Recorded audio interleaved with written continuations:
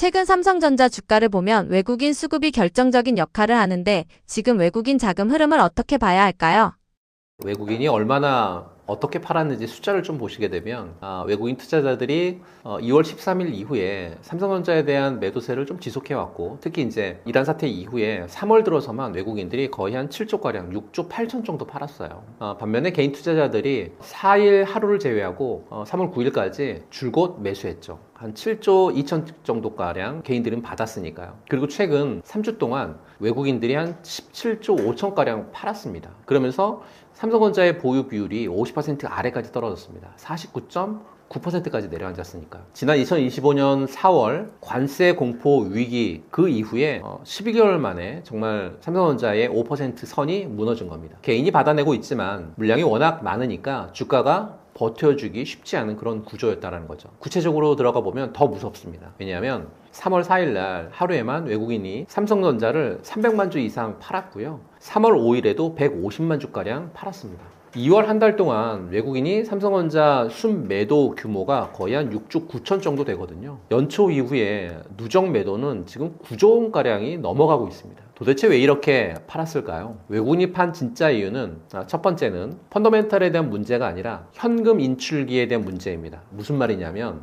이게 핵심인데요. 많은 분들이 삼성전자가 뭔가 잘못된 거 아니야? 이렇게 이제 걱정하셨을 텐데 전혀 아니고요. 그 올해 1월 달에 미국의 CMA가 증거금 요건을 고정 달러 방식에서 100분율로 기반을 완전히 바꿉니다. 금과 은 가격이 오르자 펀드들이 맡겨야 될 증거금이 기하급수적으로 늘어났고요. 부족해진 현금을 마련하기 위해서 가장 수익이 좋았던, 그러니까 가장 많이 올랐던 한국 주식, 거기에서 SK하이닉스, 삼성전자를 판 거죠. 펀더멘털에 대한 문제가 아니라 순전한 유동성 문제였던 셈이고요. 코스피가 1년 사이에 120% 올랐습니다. 수익 실현에게 정말 좋은, 가장 좋은 ATM이 한국 증시였던 거죠. 이후 두 번째는 환율이 악순환의 방아쇠를 당겼다.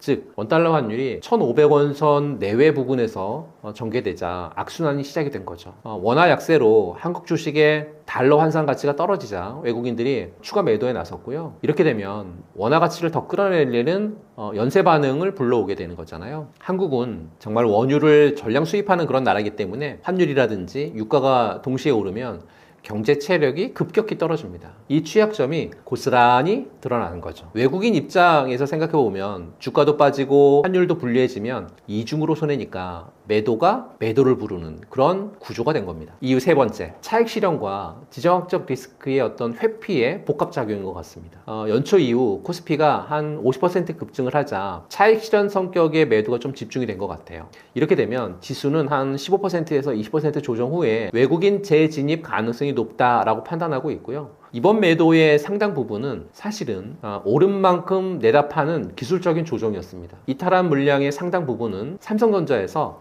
코스닥의 반도체 소부장 종목으로 로테이션 됐거든요. 아예 한국을 떠난 게 아니라 한국 시장 안에서 자금을 이동시킨 부분이 있었다. 이건 잊지 않으셨으면 좋겠고요. 외국인의 대규모 매도는 삼성전자의 문제가 아닙니다. 글로벌 유동성 위기라든지 또는 지정학적 공포가 만든 일시적인 이탈이죠. 외국인 보유 비중 50% 회복, 그리고 환율 1,400원대 초반대의 안정, 거기에 HBM4의 공급 계약 확정, 이 세 가지 시그널이 동시에 점등이 되는 순간 외국인의 귀환은 빠르게 들어올 거다라고 판단하고 있고요. 지금은 외국인을 따라서 팔 때가 아니라 그들이 돌아올 자리를 미리 잡아주는 그런 타이밍, 물론 분할 매수하고 리스크 관리는 필수겠다라는 말씀 드리고 싶습니다. 최근 삼성전자 주가 변동을 보면 외국인 수급이 핵심 변수로 보이는데 지금 자금 흐름을 어떻게 해석해야 할까요?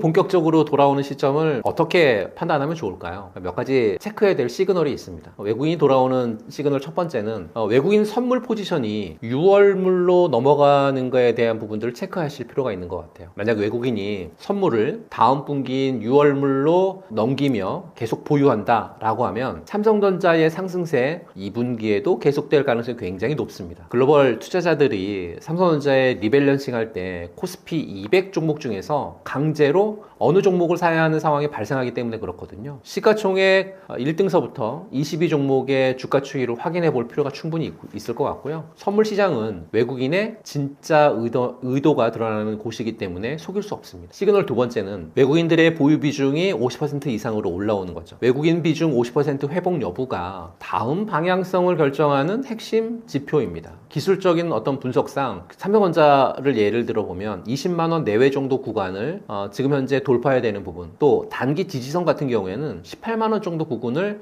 잘 지지하고 있는지를 체크하실 필요가 있습니다. 이 구간에 대한 이탈 여부가 추가 상승의 분기점이 되지 않을까 싶고요. 50% 회복은 단순한 숫자가 아니라 패시브 펀드의 자동 매수를 유발하는 트리거다라고 보시면 될 것 같습니다. 시그널 세 번째, 실적 모멘텀이 외국인을 끌어당길 거거든요. 국내 증권사가 삼성전자의 2026년 연간 영업이익에 대한 전망치를 229조 원으로 상향 조정하고 메모리 부분은 223조 원 정도로 높여 잡고 있거든요. 또 주당 배당금이 전년 대비해서 거의 한 400% 폭증한 380% 정도 증가한 8,000원 정도로 배당 수익률도 4.3%에 좀 달하고 있거든요. 배당 수익률이 4.3%의 주가 상승 여력까지 더해진다라고 하면 35명의 애널리스트가 전원 매수 의견을 유지하는 이유가 충분히 저는 납득이 된다라고 보고 있고요. 이렇게 강한 펀더멘탈은 외국인이 다시 돌아올 충분한 명분이 된다라고 보고 있습니다. 외국인의 20조 매도는 삼성전자의 위기가 아니라 글로벌 수급 구조와 지정학적 공포가 만들어낸 일시적인 왜곡입니다. 삼성전자 반도체 부분 D램 매출이 전년 대비해서 170% 늘어날 거고요. 낸드 매출도 90% 이상 증가할 전망이고 서버용 D램 가격은 연말에 $1,000 선 돌파할 예정입니다. 기업의 본질 가치는 흔들리지 않고 있다는 거죠. 외국인 선물 6월물의 전환, 또 보유 비중 50%의 회복, 이 두 가지 시그널이 켜지는 순간 외국인들의 귀환은 예상보다 훨씬 빠르고 강하게 올 겁니다. 지금은 수급의 노이즈에 흔들리지 않으셨으면 좋겠다라는 말씀 드리고 싶습니다. 현재 반도체 시장에서 가장 중요한 경쟁력이 HBM인데 삼성전자의 위치는 어디라고 보시나요? 먼저 삼성전자의 위기의 뿌리를 좀 짚어볼게요. 삼성전자가 반도체에서 처음 부진을 인정하고 개선 방향에 대한 부분들을 공식 발표한 건 언제였냐면 2025년 3월 정기 주주총회였어요. 이 주총에서 주주들에게 사과했습니다. 늦어도 2025년 하반기까지 HBM3 2단의 12단 제품의 어떤 거래처 쪽에서의 공급을 본격화하겠다 이렇게 좀 약속했거든요. 공개적으로 사과까지 했었던 이유는 단 하나였어요. SK하이닉스하고 마이크론의 HBM 납품에서 밀렸기 때문이잖아요. 그러면서 이제 반격이 시작이 됩니다. 삼성전자가요 HBM3 1A D램을 적용했었던 걸 제껴두고 두 단계 선행해서 10나노급 6세대 1C D램을 선제적으로 개발을 했고요. 그걸 HBM 코어 다이 제조에 과감하게 투입합니다. 경쟁사들이 기존 기술로 버틸 때 삼성은 다음 세대가 아니라 그 두 단계를 건너뛰는 그 다음 세대로 도약을 하기 위해서 과감한 결정을 하죠. 2026년 2월 12일 결정적으로 삼성전자가요 세계 최초로 HBM4 양산 출하를 시작했습니다. 전작보다 HBM3E보다 약 한 30% 높은 가격에 거래되고 있고 삼성이 과거의 수율 문제로 엔비디아 인증에 고전했잖아요. 이번엔 업계 최초로 일시 공정에 대한 기술력을 무기를 통해 가지고 협상 테이블의 주도권을 쥐고 있다라고 하는 평가가 나오고 있습니다. 성능도 압도적입니다. HBM4가 일시 D램하고 4나노 파운드리 공정을 동시에 적용하다 보니까 최대 초당 11.7기가비트 속도를 구현했고요. 국제 반도체 표준 협회 기구에서의 기준이 8기가bps거든요. 이거보다 거의 한 37% 높아졌어요. HBM3E보다 높은 수준으로 올라왔다라고 하는 거죠. 그 결과 삼성전자가요 HBM4 세계 최초 양산 출하 발표하는 날 주가는 6%가량 폭등하죠. 시장이 즉각 반응한 겁니다. 더 놀라운 건 엔비디아의 태도 변화입니다. 무슨 얘기냐면 과거에 엔비디아가 HBM3 쪽에서의 품질 승인에 일희일비했었던 삼성전자 입장을 놓고 본다라고 하면 한 세대 만에 역종된 거잖아요. 엔비디아가 검증 절차를 건너뛰고 물량 확보를 서두르면서 품질 테스트 완료 전부터 HBM4에 대한 출하를 일주일 좀 앞당겨 달라고 하는 요청에 대한 부분들이 계속 줄기차게 있었으니까요. 삼성이 슈퍼을에서 협상 주도자로 바뀐 겁니다. 삼성의 HBM4 현재 위치를 몇 가지 핵심 포인트로 좀 정리해드리면 첫 번째 포인트는 점유율의 대역전극이 벌어졌다는 겁니다. 삼성의 점유율이 2026년까지 35%까지 치고 올라갈 전망입니다. 특히 차세대 베라루빈 쪽에서의 물량만 놓고 본다라고 하면 삼성이 SK하이닉스를 제치고 최대 공급사가 될 거라고 하는 관측도 나오고 있습니다. HBM4에서 지금 완전히 바뀔 수 있다는 거죠. 두 번째는 기술 무기는 원스톱 솔루션입니다. 사실 마이크론이 탈락하면서 시장은 사실상 한국의 양강 체제가 됐거든요. 삼성전자가 메모리부터 파운드리까지 한 집에서 다 해결하는 이 수직 계열화 덕분에 제품을 넘겨주는 속도에서 정말 압도적인 강점을 갖고 있다는 거죠. 세 번째는 GTC 2026이 이제 분기점이었어요. 젠스렁 CEO가 삼성의 그록3 GPU 쪽 여기에 대한 제조를 공식 감사하다라고 표현했으니까요. 단순히 HBM 공급을 넘어서 AI 칩 생산 핵심 파트너임을 전 세계에 선포한 그런 구도가 전개가 됐고, 엔비디아가 베라루빈 플랫폼의 HBM4, 그 다음에 LPCAM2, 그 다음에 SSD 같은 3종을 동시에 공급할 수 있는 정말 유일한 기업으로서 독보적인 포지션을 확보했거든요. HBM 6세대 양산 직후 7세대 HBM4E에 대한 실무를 세계 최초로 공개했고, 압도적인 기술 속도라든지 또는 초격차에 대한 리더십을 이번에 증명한 그런 GTC 2026이었다라고 하는 평가가 굉장히 많습니다. 삼성의 위치 이렇게 정리하면 좋을 것 같습니다. 최근 삼성전자하고 SK하이닉스의 모습이 세계 첨단 반도체 생산의 대다수를 차지해서 가격을 마음대로 올리고 있는 TSMC를 보는 것 같다라고 하는 평가가 많습니다. HBM 전쟁에서 패배자에서 선두주자로 극적인 반전에 성공을 했거든요. 세계 최초의 HBM4의 양산, 또 엔비디아의 긴급 요청, 그리고 마이크론의 탈락 속에서 한국의 양강구도 확립을 통한 지금 삼성은 2등이 아니죠. 삼성전자하고 SK하이닉스가 2026년에 합산 순이익 전망치가 260조 원에 달하거든요. 코스피 전체 상장 예상 순이익의 절반 이상을 이 두 회사가 가져가는 그런 구조입니다. 삼성전자 분기점은 맞습니다. 하지만 완전한 역전은 현재 진행형입니다. 이 차이를 구분하는 게 지금 삼성전자 투자의 핵심이다, 이런 말씀 드리고 싶습니다. 엔비디아 공급망에서 삼성전자의 역할이 확대될 가능성은 어떻게 보십니까?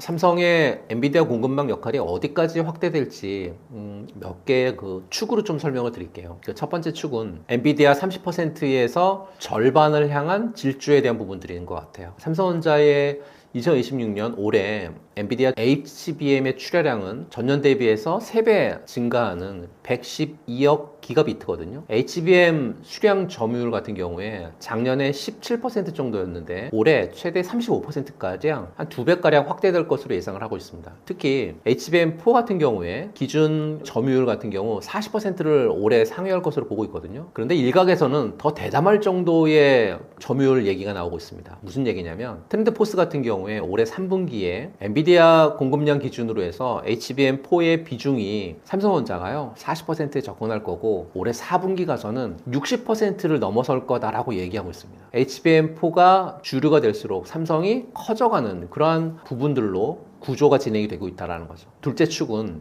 AMD 쪽에서의 수주인 것 같아요. 며칠 전에 충격적인 뉴스가 있었죠. AMD의 리사수 CEO가 2014년에 취임했는데 처음으로 한국을 방문한다고 해서요. 오늘 방문했습니다. 방문해가지고 지금 첫 번째로 네이버에 방문을 오전에 했고, 오늘 이제 3월 18일인데 녹화 날이 오후에 지금 삼성으로 넘어갔다라고 합니다. 이재용 회장을 만나가지고요. HBM 쪽에서의 메모리 공급 협력에 대한 강화 얘기 당연히 하겠죠. 그러면서 AMD가 메모리 확보, 그리고 삼성전자의 파운드리 사업부에서의 어떤 AI 칩 생산에 대한 부분들 맡길 수 있을 가능성이 지금 좀 제기가 되고 있습니다. 단순한 HBM 납품이 아니라 파운드리까지 패키지로 엮는 거잖아요. 삼성전자가 정말 AMD의 2나노 칩 수주를 앞두고 있는 것으로 지금 알려져 있는데, 수주를 따낼 경우 파운드리 사업부의 흑자 전환의 속도가 당연히 붙겠죠. HBM의 납품이 파운드리 수주로 이어지는 정말 선순환 구조가 만들어지는 거니까요. 세 번째 축은 구글하고 브로드컴으로 이어지는 하이퍼스케일러 쪽에서의 축인데요. 이게 가장 흥분이 되는 부분이에요. 무슨 말이냐면 삼성전자가요,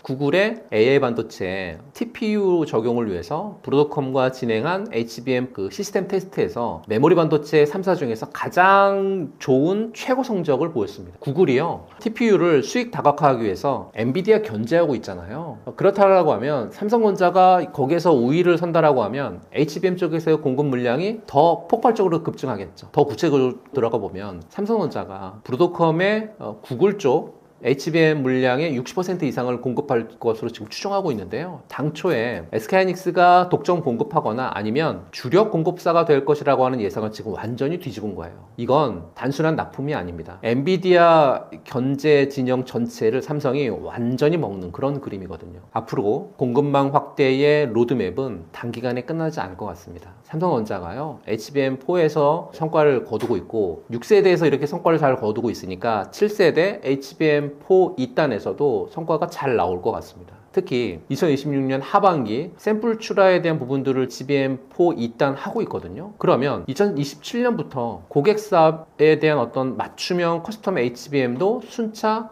샘플링 시작할 그런 단계에 놓인다라는 거죠. 커스텀 HBM은 맞춤 정장처럼 고객사의 AI 칩 설계에 딱 맞게 제작하는 그런 프리미엄 제품이거든요. 당연히 가격도 표준품보다 훨씬 비쌉니다. 삼성전자가 GPU 진영에서의 엔비디아 뿐만 아니라 AMD 뿐만 아니라 아마존, 메타, 마이크로소프트, 구글 같은 자체 AI 칩을 개발하는 하이퍼스케일러 전체를 공급처로 확대하는 거잖아요. 업계에서 HBM을 중심으로 한 AI 전용 메모리 시장이 2028년까지 정말 가파르게 성장할 것으로 보고 있습니다. 일각에서는 2028년 HBM 시장 규모가 2024년 전체 D램 시장을 넘어설 가능성도 충분히 있다, 이렇게 보고 있습니다. 삼성의 엔비디아 공급망 역할은 단순 부품 공급사에서 AI 반도체 생태계의 핵심 파트너로 지금 격상하고 있는 중이죠. 엔비디아 HBM4에서의 30%, 40%로 확대, 이쪽에서의 파운드리 수주 가능성, 그리고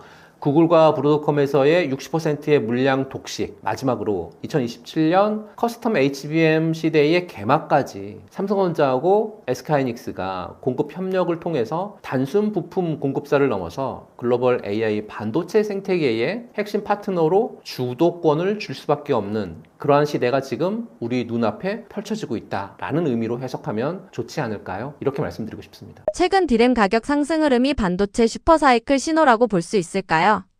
요즘 주식 투자하시는 분들, 특히 이제 반도체 투자하시는 분들은 한 번쯤 들어보셨을 거예요. 반도체 슈퍼사이클. 지금은 반도체 슈퍼사이클 맞습니다. 그러나 언제 끝날지를 반드시 알고 있어야 한다, 이런 말씀 좀 드리고 싶습니다. 거죠. PC용 DDR5 16GB 제품의 평균 계약 가격이 불과 6개월 만에 4배가량 뛰었고요. 구형 DDR 역시 한 달 사이에 20%가량 올랐습니다. 그리고 더 충격적인 건 글로벌 IB들의 전망치예요. CT 쪽에서의 그 분석가는 AI 데이터 센터의 수요 폭발로 인해서 올해 2026년 D램의 평균 판매 가격이 전년 대비해서 170%가량 상승할 걸로 전망하고 있고요. 170%면 거의 2배 이상 뛰는 거잖아요. 이게 단순한 경기 반등이 아니라고 하는 신호로 해석할 수 있습니다. 과거에 스마트폰이라든지 PC에 대한 어떤 교체 수요가 메모리 가격을 움직였다라고 하면, 그러면 지금은 완전히 달라졌다는 거죠. 핵심 키워드는 AI 쪽에서의 추론이에요. 그러니까 AI가 학습 단계를 넘어서 추론 단계로 지금 확산되면서 메모리 쪽에서의 중요성이 더욱 커지고 있고요. AI 추론은 학습 대비해서 3배가량 메모리 용량 굉장히 많이 필요합니다. 데이터 센터 한 대에 들어가는 메모리가 일반 서버 대비해서 3배에서 5배 이상 많다라는 거죠. 그런데 더 결정적인 건 이번 슈퍼사이클의 특징이 구형 D램부터 최신 D램, 그리고 뭐 HBM, 낸드까지 전 군에서 가격 상승이 동시에 나타나고 있다고 하는 점이죠. 메모리 제조사들이 수익성 높은 HBM 생산 비중을 늘리면서 범용 D램의 공급 여력이 상대적으로 줄어든 것도 영향을 줬고요. 한쪽을 많이 만들면 다른 쪽 공급이 줄어드는 구조, 이게 가격을 지금 계속 밀어 올리고 있는 그런 상황이라는 겁니다. 이러다 보니까 노무라 증권에서 삼성전자의 영업이익을 133조 원으로, SK하이닉스 같은 경우에는 100조 원을 지금 예상을 하고 있거든요. 메모리 슈퍼사이클이 최소 2027년까지 이어질 거다라고 하는 전망을 내놓으면서요. 뭐 국내 다른 증권사들도 마찬가지인 것 같아요. 키움증권이 올해 영업이익을 삼성전자 200조 원 보고 있고요. 대신증권도 한 200조가량 보고 있습니다. 역대 최대 실적이라는 얘기죠. D램 수요 쪽에서의 증가율은 30% 이상, 서버 D램 같은 경우에는 40% 이상 성장을 예견하고 있고, 반면에 D램 비트 공급 증가율은 20% 수준에 그쳐서요, 수요를 따라가지 못하는 그런 결과치를 지금 나타내고 있다는 거죠. 수요는 40% 느는데 공급이 20%밖에 못한다고 하는 건 가격을 떠받치는 그 구조가 계속 전개된다는 거잖아요. 물론 리스크적인 부분들도 있는 것 같아요. 반도체 쪽에서 좀 체크해야 될 몇 가지 핵심 이슈는, 첫 번째는 AI 투자의 과잉 우려인 것 같아요. CT가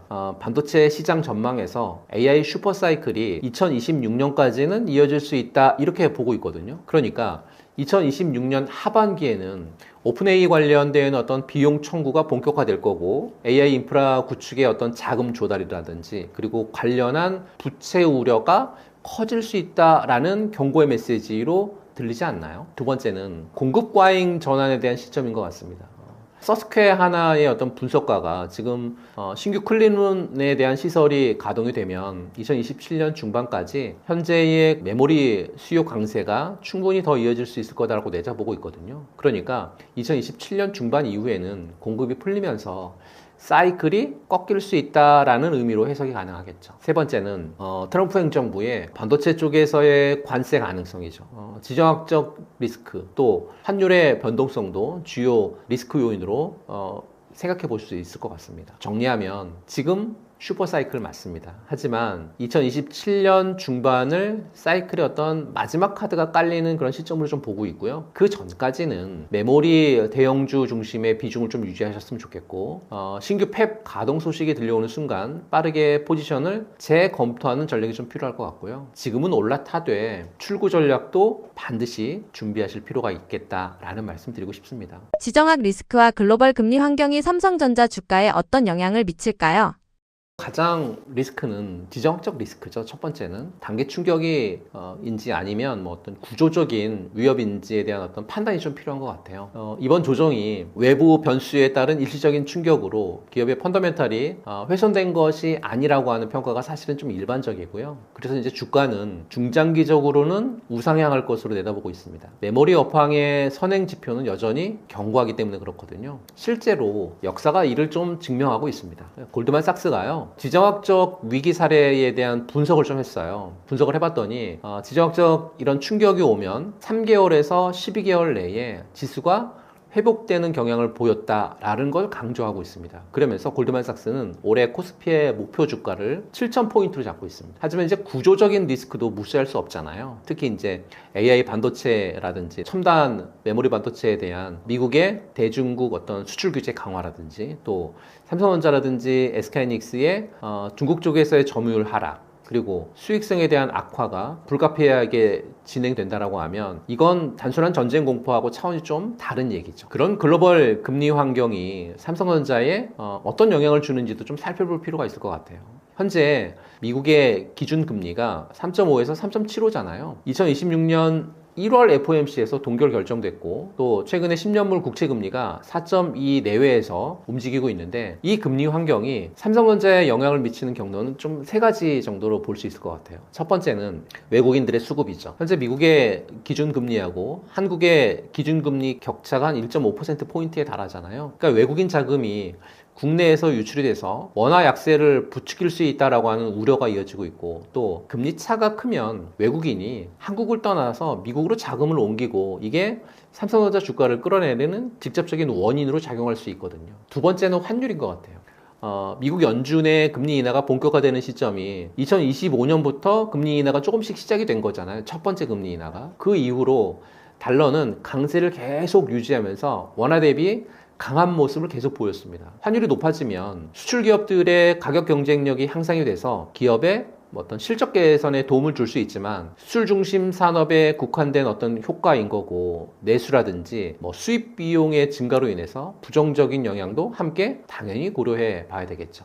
셋째는 밸류에이션입니다. 그러니까 연준 내부에서도 인플레이션 고착화에 대한 우려라든지, 또 금리 인상 가능성이 재차 언급이 되고 있고, 통화정책 불확실성이 여전히 남아있는 상황에서 금리 인하 기대감이 재차 이제 소멸이 될 경우에는 단기 변동성 어떤 확대 요인으로 충분히 작용할 수 있기 있기 때문에 그렇거든요. 쉽게 말해서 금리가 안 내려오면 성장주 멀티플을 눌릴 거고 삼성전자 주가도 제자리 걸음할 수 있다라는 그런 얘기거든요. 지정학적 리스크는 단기적으로 보면 충격입니다. 펀더멘탈은 장기적으로 보면 우상향인 거고요. 반도체 슈퍼사이클 한복판에서 증권사의 목표 주가 상향이 릴레이 되고 있고 역대 최고의 분기 실적 그리고 HBM 쪽에서의 고부가 제품의 어떤 확대 그리고 구조적인 성장 스토리가 지금 살아있음에도 주가는 고점 대비해서 크게 밀린 상태거든요. 지금의 공포 구간은 어떻게 보면 장기 투자자분들에게는 오히려 기회장이 열리고 있는 그런 시점이고 체크하셔야 될 부분들은 뭐 미국하고 중국하고의 수출 규제에 대한 동향 당연히 체크하셔야 될 것 같고요. 연준의 금리 경로 당연히 체크하셔야 될 것 같아서 이 두 가지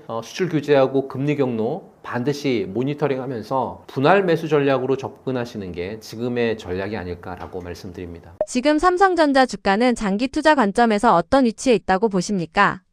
장기 투자의 핵심은 결국 밸류에이션은 아닐까요? 사실 지금 삼성전자가 싼지 비싼지 데이터로 좀 확인해 볼까요?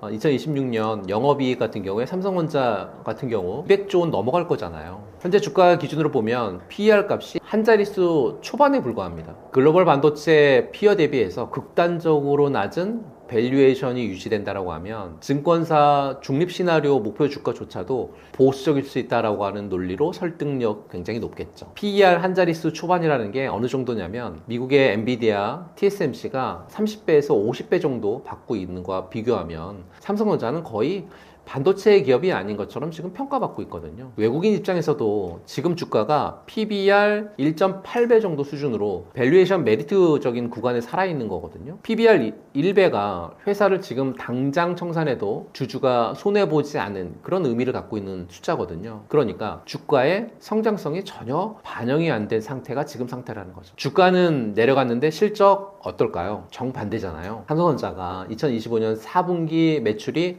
93조 나왔고요. 영업이익 20조 나왔습니다. 전년 동기 대비해서 영업이익만 200% 폭증을 했어요. 역대 최대 분기 실적을 달성했거든요. 그런데 2026년 전망치는 키움증권 같은 경우에 영업이익 200조 원 넘을 거라고 보고 있습니다. 대신증권도 마찬가지로 200조 원 넘게 보고 있고요. SK 같은 경우에는요. 300% 상향한 180조 원 넘게 보고 있습니다. 하나증권 같은 경우에 매출을 438조 보고 있습니다. 물론 이제 증권사마다 숫자가 조금 다르지만 방향은 전부 같습니다. 역대 최대 실적이라는 거죠. 삼성전자의 2026년 핵심 모멘텀은 세 가지인 것 같습니다. 첫 번째 모멘텀은 HBM4의 양산에 대한 본격화를 통해서 엔비디아 공급 비중이 전년 대비 2배 이상 확대될 전망에 대한 부분들인 거죠. 두 번째 모멘텀은 낸드 추가 가격 인상과 SSD 쪽에서의 경쟁력 회복, 그러면서 메모리 수익이 극대화된다라는 부분들인 거죠. 세 번째는 비메모리 파운드리 부분에 있어서의 영업 흑자 전환, 그리고 2027년부터 가시화될 강력한 밸류에이션의 어떤 재평가, 이 세 가지 모멘텀을 체크하실 필요가 있을 것 같고요. 장기 투자자분들에게는 지금의 위치는 주가는 조정받았지만 실적과 업황은 오히려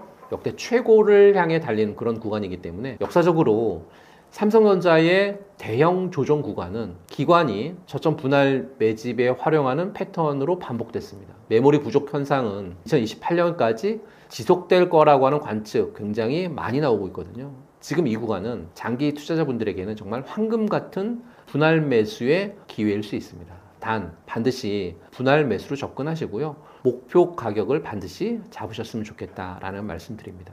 AI 전력 수요가 이제는 기대가 아니라 사실로 보입니다. 원전은 확실하게 전력 확보 쪽으로 바뀌었다고 봐야 할까요? 원전은 이제 ESG 스토리가 아니라 전쟁 물자로 보시면 좋을 것 같습니다. 이걸 먼저 머릿속에 좀 넣어두실 필요가 있을 것 같고요. 우선 이제 숫자로 보게 되면 기존의 데이터 센터가 10에서 25메가와트 정도 수준의 전력을 소비했는데 하이퍼스케일러 AI 데이터 센터는 100메가와트가 넘는 전력을 요구합니다. 단순히 숫자로 4배, 5배 늘어난 차원이 아니라 IAEA에서 전 세계 데이터 센터 쪽에서의 전력 소비량이 2024년에요. 415테라와트시에서 2030년이 되면 945테라와트시로 연평균 15% 속도로 계속해서 증가하면서 불과 6년 만에 2배 이상 증가할 걸로 전망하고 있죠. 또 골드만삭스 같은 쪽에서의 데이터도 지금 데이터 센터의 어떤 전력 수요가 약 160% 증가할 걸로 좀 보고 있거든요. 그리고 지금 2026년 지금 시점이 데이터 센터 미국 전력의 약 4%를 소비하고 있거든요. 데이터 센터가. 거기에 2028년까지 이 소비하고 있는 데이터 센터의 전력이 2028년이 되면 6%에서 7%가량 더 높아진다라고 합니다. 미국 전력망 하나가 흔들리고 있는 거다. 이렇게 보시면 될 것 같아요. 여기서 투자 프레임의 어떤 핵심 변화가 나오는데요. AI 시대에는 컴퓨팅 용량보다 실제로 공급 가능한 메가와트가 가장 제약된 자산이라고 하는 부분들인 거죠. 왜냐하면 데이터 센터 건설에 2, 3년 걸리지만요. 유틸리티 전력을 확보하는 데는 7년에서 10년 이상 걸리는 이런 우려 때문에 그런 거거든요. 이런 어떤 구조적인 갭, 이게 지금 원전 투자의 핵심 논거입니다. 데이터 센터는 높은 부하율을 유지하기 때문에 전통적인 산업 수요보다 훨씬 더 긴 시간 동안 그리고 연료 공급이라든지 신뢰도 높은 예비력을 지속적으로 압력을 가해줘야 되거든요. 무슨 얘기냐? 24시간 동안 365일 절대 꺼지면 안 된다는 얘기입니다.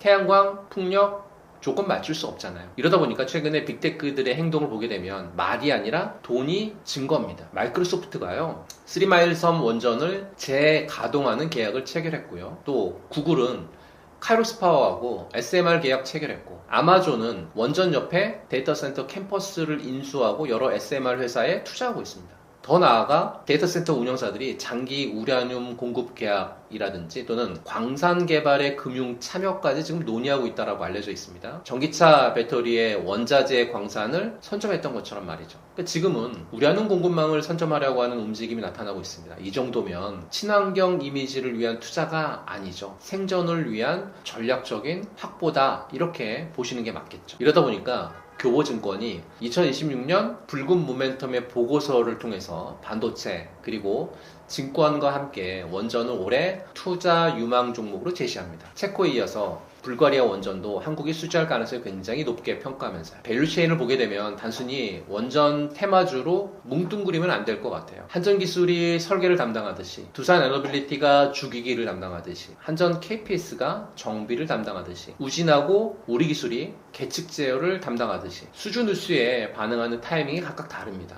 그러니까 수주 잔고하고 매출 인식의 시차를 함께 봐야 된다는 겁니다. 정리해보면 원전에 투자하는 이유가 예전에는 탄소 중립이었다라고 하면 지금은 AI 인프라를 돌리는 유일한 24시간 전원이다라는 걸로 투자하고 있는 거죠. 환경은 부가적인 명분이 됐고요. 전력 확보가 본질적인 이유가 됐습니다. AI 전력 문제는 단순한 에너지 공급을 넘어서 전략적 자산으로 구상하고 있고, 주요국들이 전력 공급 확대라든지 에너지 효율에 대한 어떤 혁신을 통해서 국가 차원의 AI 인프라 대응 전략을 지금 추진하고 있으니까요. 물론 이제 리스크적인 부분들도 분명히 있죠. 이걸 좀 챙기실 필요가 있을 것 같아요. 어떤 거냐면, 원전은 사실 정책에 대한 민감도가 굉장히 높잖아요. 경험해 보셨잖아요, 우리가 과거에. 또 SMR 쪽에서의 상용화는 2030년 이후이기 때문에 SMR 쪽에서의 상용화에 대한 부분들은 반드시 체크할 필요가 있다는 거죠. 또 단기 테마주 접근보다는 중장기적인 어떤 수주 잔고에 대한 기반, 그리고 실적 접근이 맞다라고 판단하고 있습니다. 투자 논리는 바뀌었는데 접근 방식까지 단타로 따라가면 안 된다라는 걸 꼭 말씀드리고 싶고요. 이 부분을 꼭 기억하셔서 투자하셨으면 좋겠다라는 말씀드립니다. 신규 원전이 정말 다시 늘어나는가가 중요한데요. 한국 정부의 최근 전력 계획은 어떻게 전망하시나요? 이제 원전은 기대감의 영역을 완전히 벗어나서 확정된 스케줄의 영역으로 들어왔다, 이렇게 말씀드릴 수 있을 것 같아요.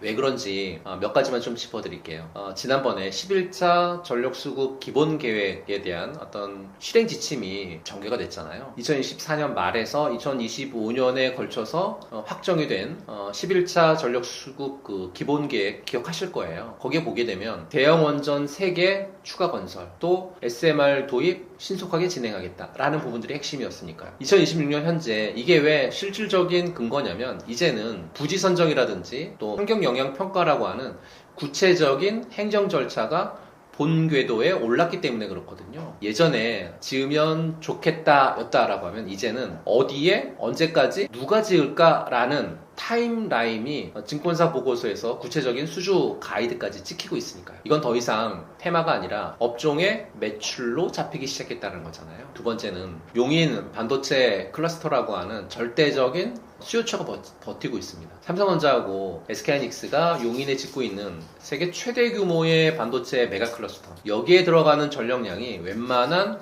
중소국가 하나 수준이거든요. 2026년 지금 공장이 하나 둘 올라가면서 전력 부족 문제가 발등에 불이 됐습니다. 재생에너지로는 도저히 이 막대한 베이스로드를 감당 못한다라고 하는 게 증명이 됐잖아요. 결국 정부 입장에서는 원전 건설을 늦출 수도 그리고 취소할 수도 없는 경제적 막다른 골목에 와 있는 거죠. 반도체 패권을 지키기 위해서라도 사실은 원전은 이제 선택이 아니라 필수 생존 조건이 됐다라는 말씀을 드리고 싶은 겁니다. 세 번째는 해외 수주가 국내 건설에 보증 수표 역할을 하고 있다는 겁니다. 얼마 전에 체코 원전 건설이 본격화되면서 우리 원전 공급망이 완전히 살아났거든요. 그 전에는 우리가 우리 땅에도 안 짓는 원전을 남의 나라에 어떻게 팔 거냐라고 하는 논리가 사실은 수출의 걸림돌이었어요. 근데 국내 원전 건설이 확정이 되면서 수출에 대한 경쟁력까지 동반 상승하는 선순환 구조가 만들어졌다는 겁니다. 최근에 증권사 리포트들을 보게 되면 원전 기업들의 수주 잔고가 과거 10년 내 최고치를 경신하고 있다라고 하는 숫자들이 지금 찍히고 있거든요. 숫자는 거짓말하지 않습니다. 물론 이제 주의할 점도 있습니다. 원전을 짓기로 한 건 확실한데 문제는 전력망이잖아요. 동해에서 만든 원전 전기를 수도권으로 끌어올 송전선로 건설 속도가 원전 건설 속도를 지금 못 따라가고 있습니다. 그래서 지금 똑똑한 투자자들은 원전 본체뿐만 아니라 HVDC라고 하는 초고압 직류 송전 같은 전력 설비주를 같이 묶어서 보고 있다는 거죠. 원전이 실질적인 근거가 되려고 하면 그 전기가 우리 집, 우리 공장 여기까지 와야 되는 거잖아요. 정리해드리면 2026년 원전주는 2020년의 원전주하고는 질적으로 달라졌습니다. 그때는 정권이 바뀌었으면 좋겠다 이런 막연한 기대였다라고 하면 지금은 반도체하고 AI를 돌리기 위해서는 무조건 지어야 되는 국가 과제가 됐다라는 얘기죠. 주식 투자에서 가장 무서운 게 실체가 없는 기대감인 거잖아요. 하지만 지금 원전은 실체가 있고요. 숫자가 있고요. 무엇보다 국가적 절박함이 있습니다. 용인 반도체의 전기 사용량과 한전의 송전탑 건설에 대한 속도를 분명히 체크해 보실 필요가 있고요. 그게 여러분들의 수익률을 결정하는 진짜 지표가 될 수 있을 거다라는 말씀드립니다. 지금 투자 관점에서 더 빠르게 돈이 되는 쪽은 대형 원전입니까? SMR입니까? 장기 스토리와 당장 실적화 사이에서 시장은 어디에 더 높은 점수를 줄 가능성이 클까요? 미래의 멀티플은 SMR입니다. 이 두 개를 동시에 준 기업이 지금 시장에 사실은 최대 수혜를 받고 있죠. 대형 원전은 실적이 이미 찍히기 시작했습니다. 숫자를 보게 되면 2025년 12월에 두산 에너빌리티의 체코 두코바니 원전 핵심 주기기 공급 계약 체결했죠. 계약 금액이 5조 6천이었으니까요. 단일 해외 원전 주기기 계약 중에서 역대 최대 규모였고 공사 기간은 2027년부터 2032년까지예요. 한전 기술은 그 체코 원전 2기에서 10년 동안 연평균 500억 정도의 영업이익 증가가 예상이 되고 있고요. 두산 에너빌리티는 한 기당 200억, 그리고 한전 KPS하고 대우건설이 한 기당 100억 원 정도의 영업이익 증가가 예상이 되고 있습니다. 그리고 체코만이 아닙니다. 불가리아, 미국, 베트남의 그 대형 원전 그 수주 파이프라인이 풍부하고요. 또 웨스팅하우스의 미국에 대한 어떤 8기, 또 폴란드의 3기, 이렇게 원전 프로젝트에 관련한 기자재 발주도 올해부터 본격화될 그런 전망이 굉장히 많습니다. 이건 기대감이 아닌 거죠. 공시된 계약이에요. 납품 일정이 잡힌 수주 잔고란 얘기입니다. 대형 원전 얘기했다라고 하면 SMR 얘기도 좀 해볼게요. SMR은 건설 기간이 굉장히 짧죠. 짧게는 3년에서 5년 정도니까요.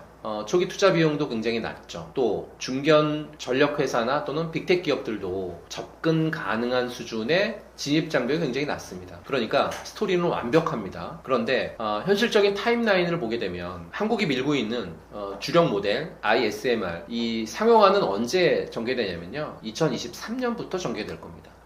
2030년 초부터 본격 상용화를 예고하고 있는 주요국에 비해서 시간이 조금 대한민국이 늦습니다. 지금으로 따지게 된다라고 하면 한국의 ISMR 같은 경우에 대략 한 8, 9년 남은 그런 얘기죠.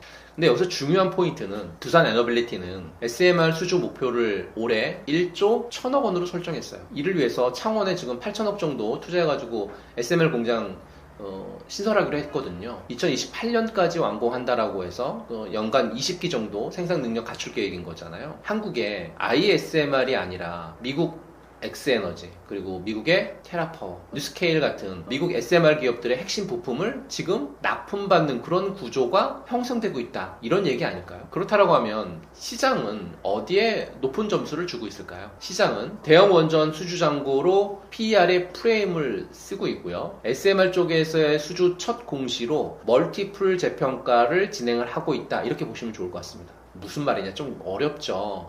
대형 원전이 주가를 받쳐주는 바닥이다 라고 보시면 될 것 같고, SM 주가를 한 단계 레벨업 시키는 트리거다, 이런 얘기인 거죠. 다만 냉정하게 봐야 될 것도 있습니다. 우리 기술처럼 원전 밸류체인에서 기술적 지휘도가 확실한 기업도 실적이 전환되는 시점이 신한울 3호기, 4호기에 분산 제어 시스템 쪽에서의 매출 인식인데, 이건 2026년 올해 하반기 정도 예상하고 있습니다. 그러니까 기대하고 실적 사이에 어떤 괴리가 존재한다라고 하는 부분들 분명히 인식할 필요가 있습니다. 정리하면 대형 원전은 지금 실적 인식 진입 구간이고, SMR은 공시 기대감 구간입니다. 가장 좋은 포지션은 두 개를 동시에 보유한 기업, 그러니까 종목을 말씀드리면 두산 에너빌리티처럼 대형 원전 수주 잔고가 실적을 받쳐주면서 SMR 공장 착공이라고 하는 멀티플 확장 트리거를 보유한 그런 구조의 종목을 보셔야 된다는 거죠. 주기기는 수주 누수의 파급력이 굉장히 크지만 제작이라든지 납품 기간이 굉장히 길어서 실적 반영에 시차가 생기기 때문에 분기 실적보다는 수주 잔고를 체크하는 게 핵심입니다. 단기 트레이딩을 통해서 뉴스를 쫓지 마시고요. 수주 공시를 체크하시고 수주 잔고를 확인하시고 실적 인식이라고 하는 타임라인, 이 세 단계의 흐름을 보고 움직이는 게 맞다라고 말씀드리면서 지금 원전주 투자는 이런 부분들로 진행을 해야 된다라는 말씀드립니다. 중동 리스크가 커질수록 원전주는 오히려 다시 에너지 안보 자산으로 재평가될 수 있을까요? 지금 원전주 강세 논리에는 AI만 있는 게 아니라 지정학 프리미엄도 붙고 있다고 봐야 합니까? 원전주는 지금 세 가지 프리미엄이 동시에 좀 붙고 있는 것 같아요. 어떤 프리미엄이냐면요. 첫 번째는 AI 전력 프리미엄입니다. 거기에 정책 프리미엄도 붙고 있는 것 같고, 또 지정학적 프리미엄까지 이 세 가지가 한꺼번에 작동하는 그런 국면이다 라고 보실 필요가 있습니다. 지금 무슨 일이 벌어지고 있는지 숫자를 좀 보시게 되면 3월 셋째 주 기준으로 브렌트유가 배럴당 $100 내외 정도 넘나들고 있거든요. 중동의 주요 산유국의 생산 차질, 그리고 호르무즈 해협의 봉쇄에 따른 해상 운송 불안이 겹치고 있습니다. 그리고 한국이 정말 직격탄을 맞는 그런 구조에 있거든요. 우리나라가 도입하는 원유 가운데 70%가 중동산이고, 이 가운데 대부분이 호르무즈 해협을 통해서 운송되니까요. 수입이 완전히 중단되는 어떤 그 극적인 상황에서도 실제 대응 가능 기간이 2달 정도에 불과하다라고 하는 그런 분석이 있거든요. 2달. 이게 지금 한국의 에너지 리얼리티입니다. 미국, 이란 어떤 전쟁의 장기화 가능성 때문에 에너지 수급 불확실성이 커지고 있거든요. 이러다 보니까 정부가 정비 중인 어떤 원전의 재가동을 좀 앞당기면서 원전에 대한 이용률을 높이기로 했거든요. 그러면서 이달 안에 신월성 1호기하고 고리 2호기 2기를 즉시 재가동하도록 한수원의 절차적인 부분들을 도입했다라고 하는 내용도 나오고 있습니다. 이게 왜 중요한 시그널이냐고 하면요, 정부가 위기가 터지는 순간에 제일 먼저 손에 쥔 카드가 원전이었다는 얘기거든요. 재생에너지도 아니고요, 석탄도 아니고 원전을 가장 먼저 켰다는 얘기입니다. 에너지 안보에서 원전이 어디에 있는지 정부 스스로 보여준 그런 장면입니다.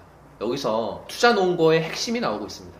무슨 얘기냐면 원자력 연료, 즉 우라늄은 중동하고 무관하다는 얘기죠. 한수원은 원자력 발전의 연료 수급은 최근에 지정학적 리스크 속에서도 굉장히 안정적이다라고 발표했잖아요. 과거 일정 부분 의존도가 있었던 러시아산 우라늄을 현재 대폭 줄였고, 프랑스라든지 영국에서 수입하는 공급망은 많이 늘렸다, 이렇게 얘기하고 있으니까요. 그리고 결정적으로 에너지 업계도 수급 변동성이 낮고 장기 비축이 용이한 원전이 가장 현실적인 에너지 안보에 중추적인 역할을 할 수밖에 없다, 이렇게 밝혔거든요. 유가가 오를수록 상대적으로 원전의 경제성이 더 돋보이는 그런 구조입니다. 그래서 유가 쇼크는 원전주의 호재입니다. 그런데 한 가지 냉정하게 봐야 될 부분들이 있는 것 같아요. 중동 전쟁으로 각국 정부가 원전 가동을 늘리고 환경에 대한 규제를 완화하면서 대응에 나서고 있지만 사실은 에너지 안보 위기가 기후 전환 정책을 압도할 수 있다라고 하는 지적이 나온다는 거죠. 즉 지정학 프리미엄은 단기 트리거는 강하지만 지속성은 중동 정세의 어떤 흐름에 종속되는 점을 인식해야 된다는 얘기입니다. 지금 원전주를 움직이는 논리는 AI 전력, 정책에 대한 어떤 그리고 지정학적 프리미엄, 이 세 개가 동시에 작동하고 있는 슈퍼사이클이다 라는 말씀 드리고요. 이 세 가지 중에서 하나만 있어도 사실은 주가가 움직이는데 지금은 세 개가 동시에 겹쳤습니다. 단 지정학적 이유는 단기 급등 요인이고 언제든지 식을 수 있거든요. 지정학적 뉴스에 흔들려서 단타 치지 마시고요. 수주항고라든지 또는 실적 타임라인을 보면서 중장기 포지션을 유지하는 게 가장 맞지 않나 라고 말씀드리고요. 표제 겹쳤을 때는 흥분하지 않는 것, 그게 이 구간에서 돈 버는 투자자하고 돈을 잃는 투자자의 차이다, 이렇게 저는 말씀드리고 싶습니다.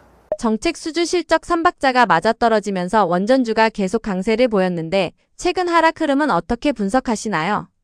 지금의 하락 흐름은 원전 산업 자체의 어떤 구조적 붕괴나 악재가 절대 아닌 것 같고요. 오히려 너무 숨가쁘게 이제 달려온 주가가 2차 대세 상승을 위한 무릎을 좀 깊게 굽히는 건전한 숨고르기, 이걸로 체크해 볼 필요가 있을 것 같습니다. 그러니까 철저한 기간 조정과 매물 소화 과정으로 좀 볼 필요가 있다라고 말씀드리고요. 최근에 여의도 증권가에서 쏟아지는 리포트, 또 글로벌 투자 기관들의 자금 흐름 데이터를 종합해 본다라고 하면 훌륭한 펀더멘털에도 불구하고 최근 주가가 하락하는 이유는 크게 두 가지로 요약할 수 있습니다. 첫 번째는 선반영에 따른 차익 실현 물량 출회입니다. 2025년부터 올해 초까지 원전주들이 AI 데이터 센터에 대한 전력 부족 문제를 가장 현실적인 대안으로 묶이면서 정말 뜨겁게 달아올랐잖아요. 주식시장의 가장 오래된 격언 중에 소문에 사서 뉴스에 팔아라, 이런 말이 있잖아요. 수주 재판 뉴스가 터지고 실제 실적 장세로 넘어가는 이 과도기에 바닥에서 싸게 매집했었던 기관이라든지 외국인들이 대규모 차익 실현 물량이 기계적으로 나올 수밖에 없는 그런 구간이다라고 이해하시면 좋을 것 같고요.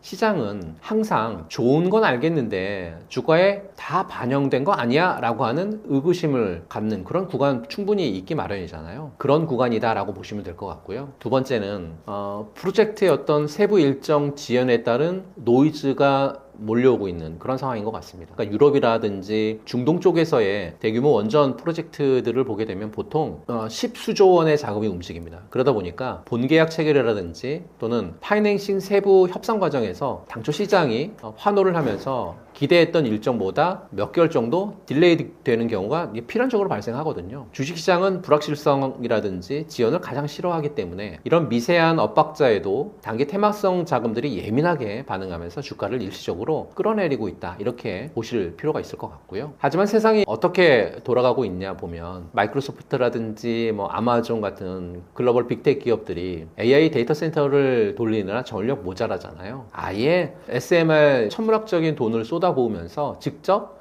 전력망을 구축을 하고 있는 그런 상황이 현재의 상황이죠. 그러니까 전 세계적인 원전 르네상스는 이제 단순한 주식시장의 테마나 기대감이 아니라 거스를 수 없는 메가 트렌드이자 국가하고 기업의 생존 문제가 됐다는 겁니다. 게다가 우리나라도요, 지난번에 11차 전력수급 기본계획에 따라서 신규 원전에 대한 발주, 또 본격적으로 관련 기업들에 대한 어떤 재무제표의 숫자가 찍히기 시작했는 그런 부분들이 올해라는 거죠. 과거의 장세가 앞으로 원전이 좋아질 거다라고 하는 기대감, 그러니까 멀티플 확장에 의해서 오른 장이었다라고 하면 이제부터는 누가 진짜 돈을 버느냐를 증명하는 실적 장세로 넘어가고 있다, 이렇게 말씀드리고 싶고요. 지금의 하락은 바로 이 실적 장세로 가기 위한 성장통입니다. 이 구간에서 진짜하고 가짜가 매우 뚜렷하게 밝혀질 겁니다. 테마성에 편승해서 오르던 종목들은 거품이 꺼지면서 떨어져 나갈 거고요. 진짜 독보적인 기술력이라든지 또 수주에 대한 레퍼런스를 갖고 있는 대장주들은 살아남아서 전고점을 돌파하게 될 거니까요. 따라서 지금 파란불 켜졌다고 절대 흔들리지 않으셨으면 좋겠고요. 공포에 들려서 핵심 물량을 바닥에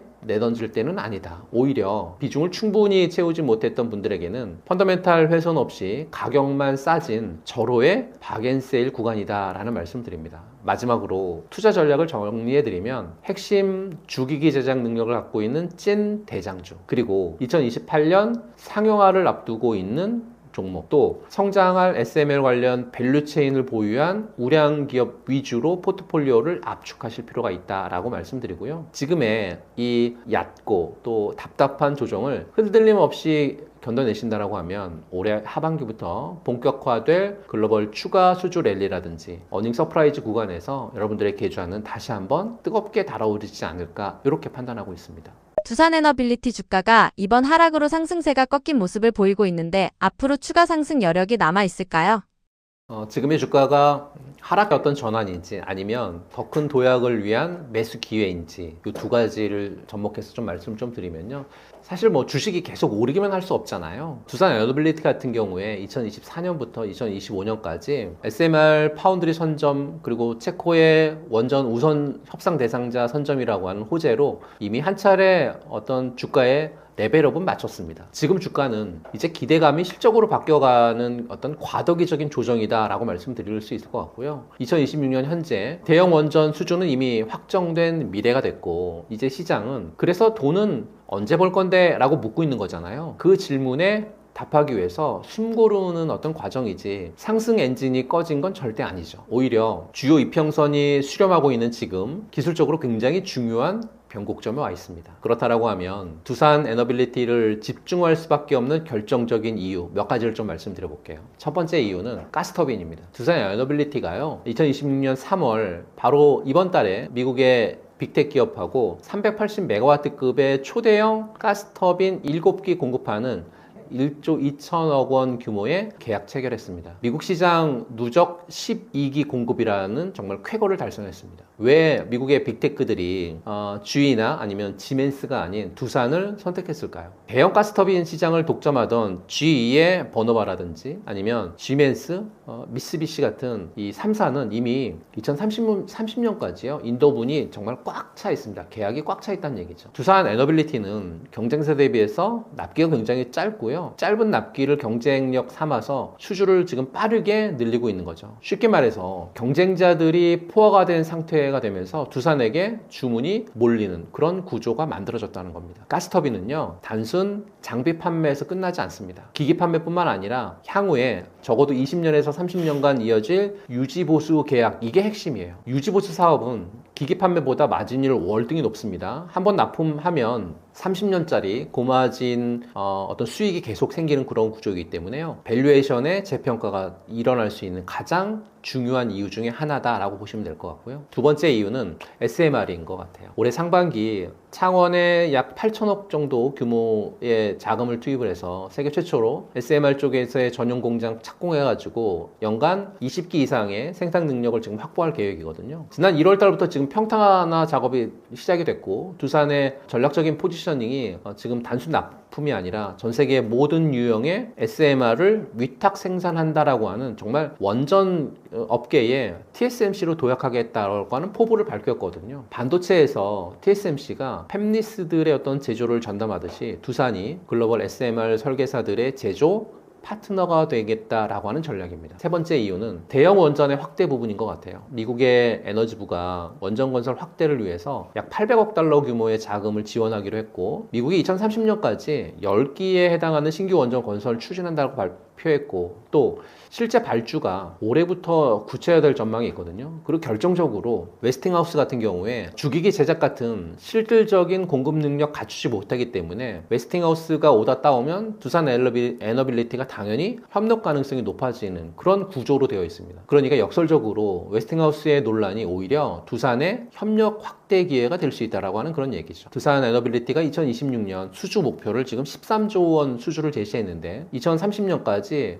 수주는 16조 원 이상 돌파할 거고요. 매년 매출 같은 경우에 11조 원 이상 높아질 겁니다. 영업이익도 11% 이상 높아지는 영업이익률을 나타나면서 중기 성장 경로가 굉장히 크게 성장할 걸로 지금 보고 있거든요. 수주 잔고 전체적으로 보게 되면 2030년까지 약 한 48조 원 정도 수주가 확대될 걸로 예상하고 있습니다. 또 영업이익 같은 경우에 1조 원대 회복이 올해 최대 그 투자 포인트가 되지 않을까 이렇게 보고 있습니다. 주가 조정은 과열 해소의 과정이고요. 수주라든지 실적 그리고 정책이라고 하는 이 삼박자가 여전히 살아 있습니다. 현재 두산 에너빌리티의 주가가 한 10만 7천 원 내외 정도에서 움직이고 있습니다. 근데 증권사의 최고 목표 주가가 얼마냐면 15만 7천 원을 보여주고 있거든요. 15만 7천 원까지 지금 현재 주가가 한 47% 정도 상승 여력이 좀 열려 있다. 이렇게 말씀드리고요. 단기 트레이딩보다는 중기 수주 사이클 관점에서 투자의 기간을 길게 가져가는, 그러면서 분할 전략으로 가져가는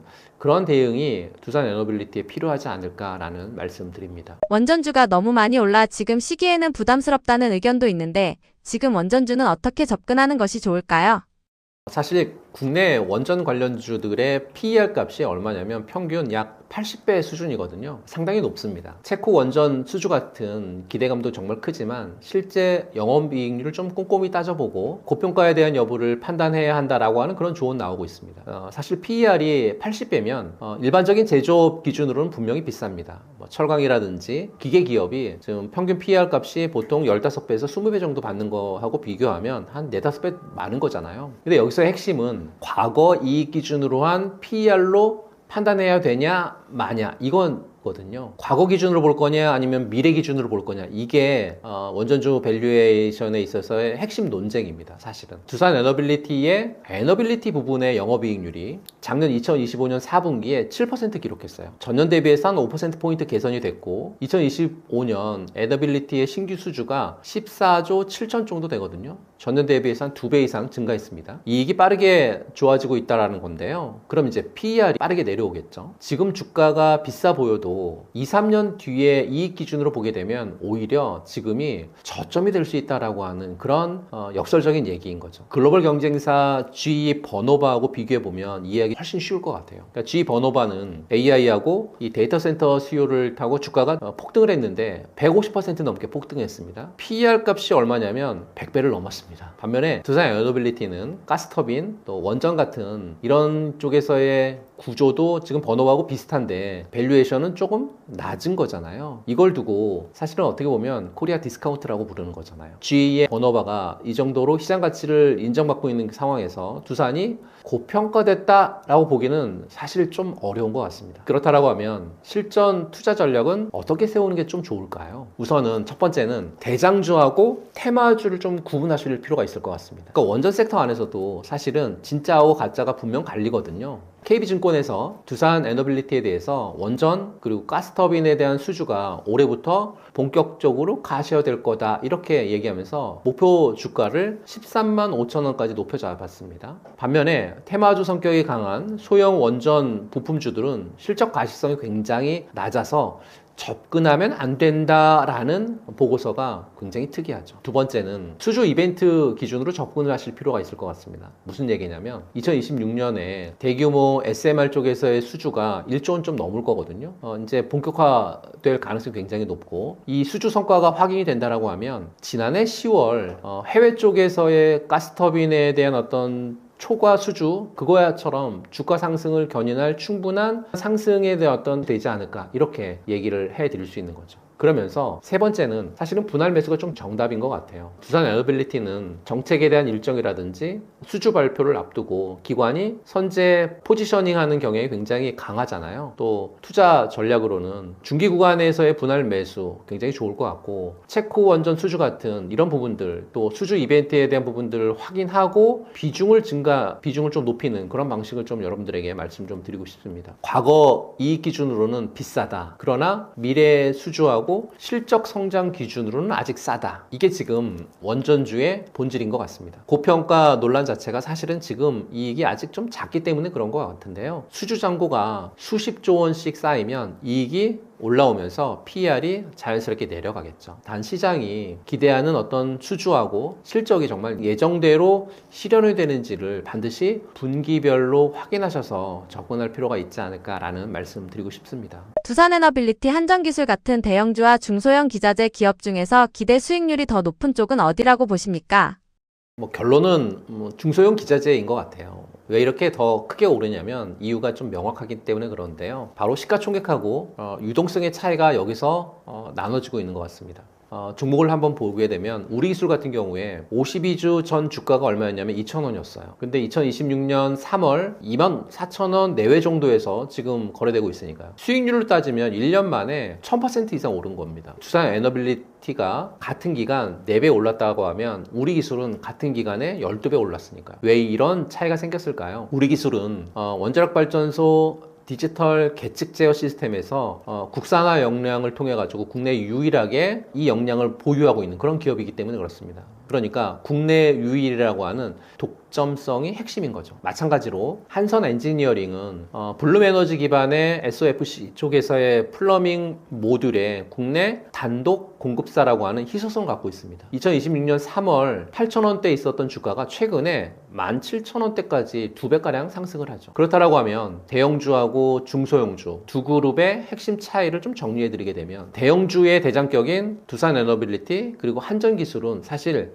안정성이 강점입니다. 두산 에너빌리티가 올해 수주 목표가 13조에서 한 14조 정도 잡고 있거든요. 2030년까지 수주 잔고가 48조 원 수준으로 확대될 거면 중기 성장 경로에 대한 부분들을 굉장히 안정적으로 잘 잡고 있습니다. 수주 잔고가 쌓인다라고 하는 건 어떤 실적의 가시성이 높다라고 하는 의미잖아요. 올해 영업이익이 1조 4천 수준이 전망되고 있고 증권가 대다수가 매수 의견을 내고 있고 또 기관이라든지 외국인들이 편하게 사고 팔 수 있는 시총과 유동성이 있는 종목, 그게 바로 두산 에너빌리티죠. 그에 반해서 중소형 기자재 주들은 어떻게 보면 폭발성이 좀 강점인 것 같아요. 다만 그만큼 리스크도 굉장히 크잖아요. 우리기술 같은 경우에 사실 2025년에 영업이익은 마이너스 12억이었어요. 단기 순손실은 마이너스 150억을 넘었습니다. 주가는 단기간에 1000% 올랐는데 이익이 적자라는 거잖아요. 이게 중소형 기자재 종목들의 본질입니다. 기대가 실적에 앞서 달리고 있는 그런 구조인 거죠. 실적이 따라 올라오면 추가 상승 가능하겠죠. 하지만 실적이 기대에 못 미치면 급격한 되돌림 나올 수 있습니다. 지금 시장에서 가장 주목받고 있는 중소형 기자재에 대한 원전주를 몇 종목 말씀 좀 드리면 우리기술은 사실 공격적인 시나리오 목표 주가로 한 32,000원 정도 제시되고 있는데 체코 두코바뉴 원전의 어떤 본 계약 확정이라든지 SMR 쪽에서의 상용화 일정이 구체화되는 이 이중 모멘텀이 현실화될 경우에 가능한 그런 목표 주가입니다. 오르비텍 같은 경우에 52주 최저가가 약 2,000원이었습니다. 근데 최근에 보니까 8,000원 넘었더라고요. 300% 이상 상승했죠. 고리 1호기 그리고 월성 1호기 해체 본격화에 대한 부분들 또 향후 10년간 최소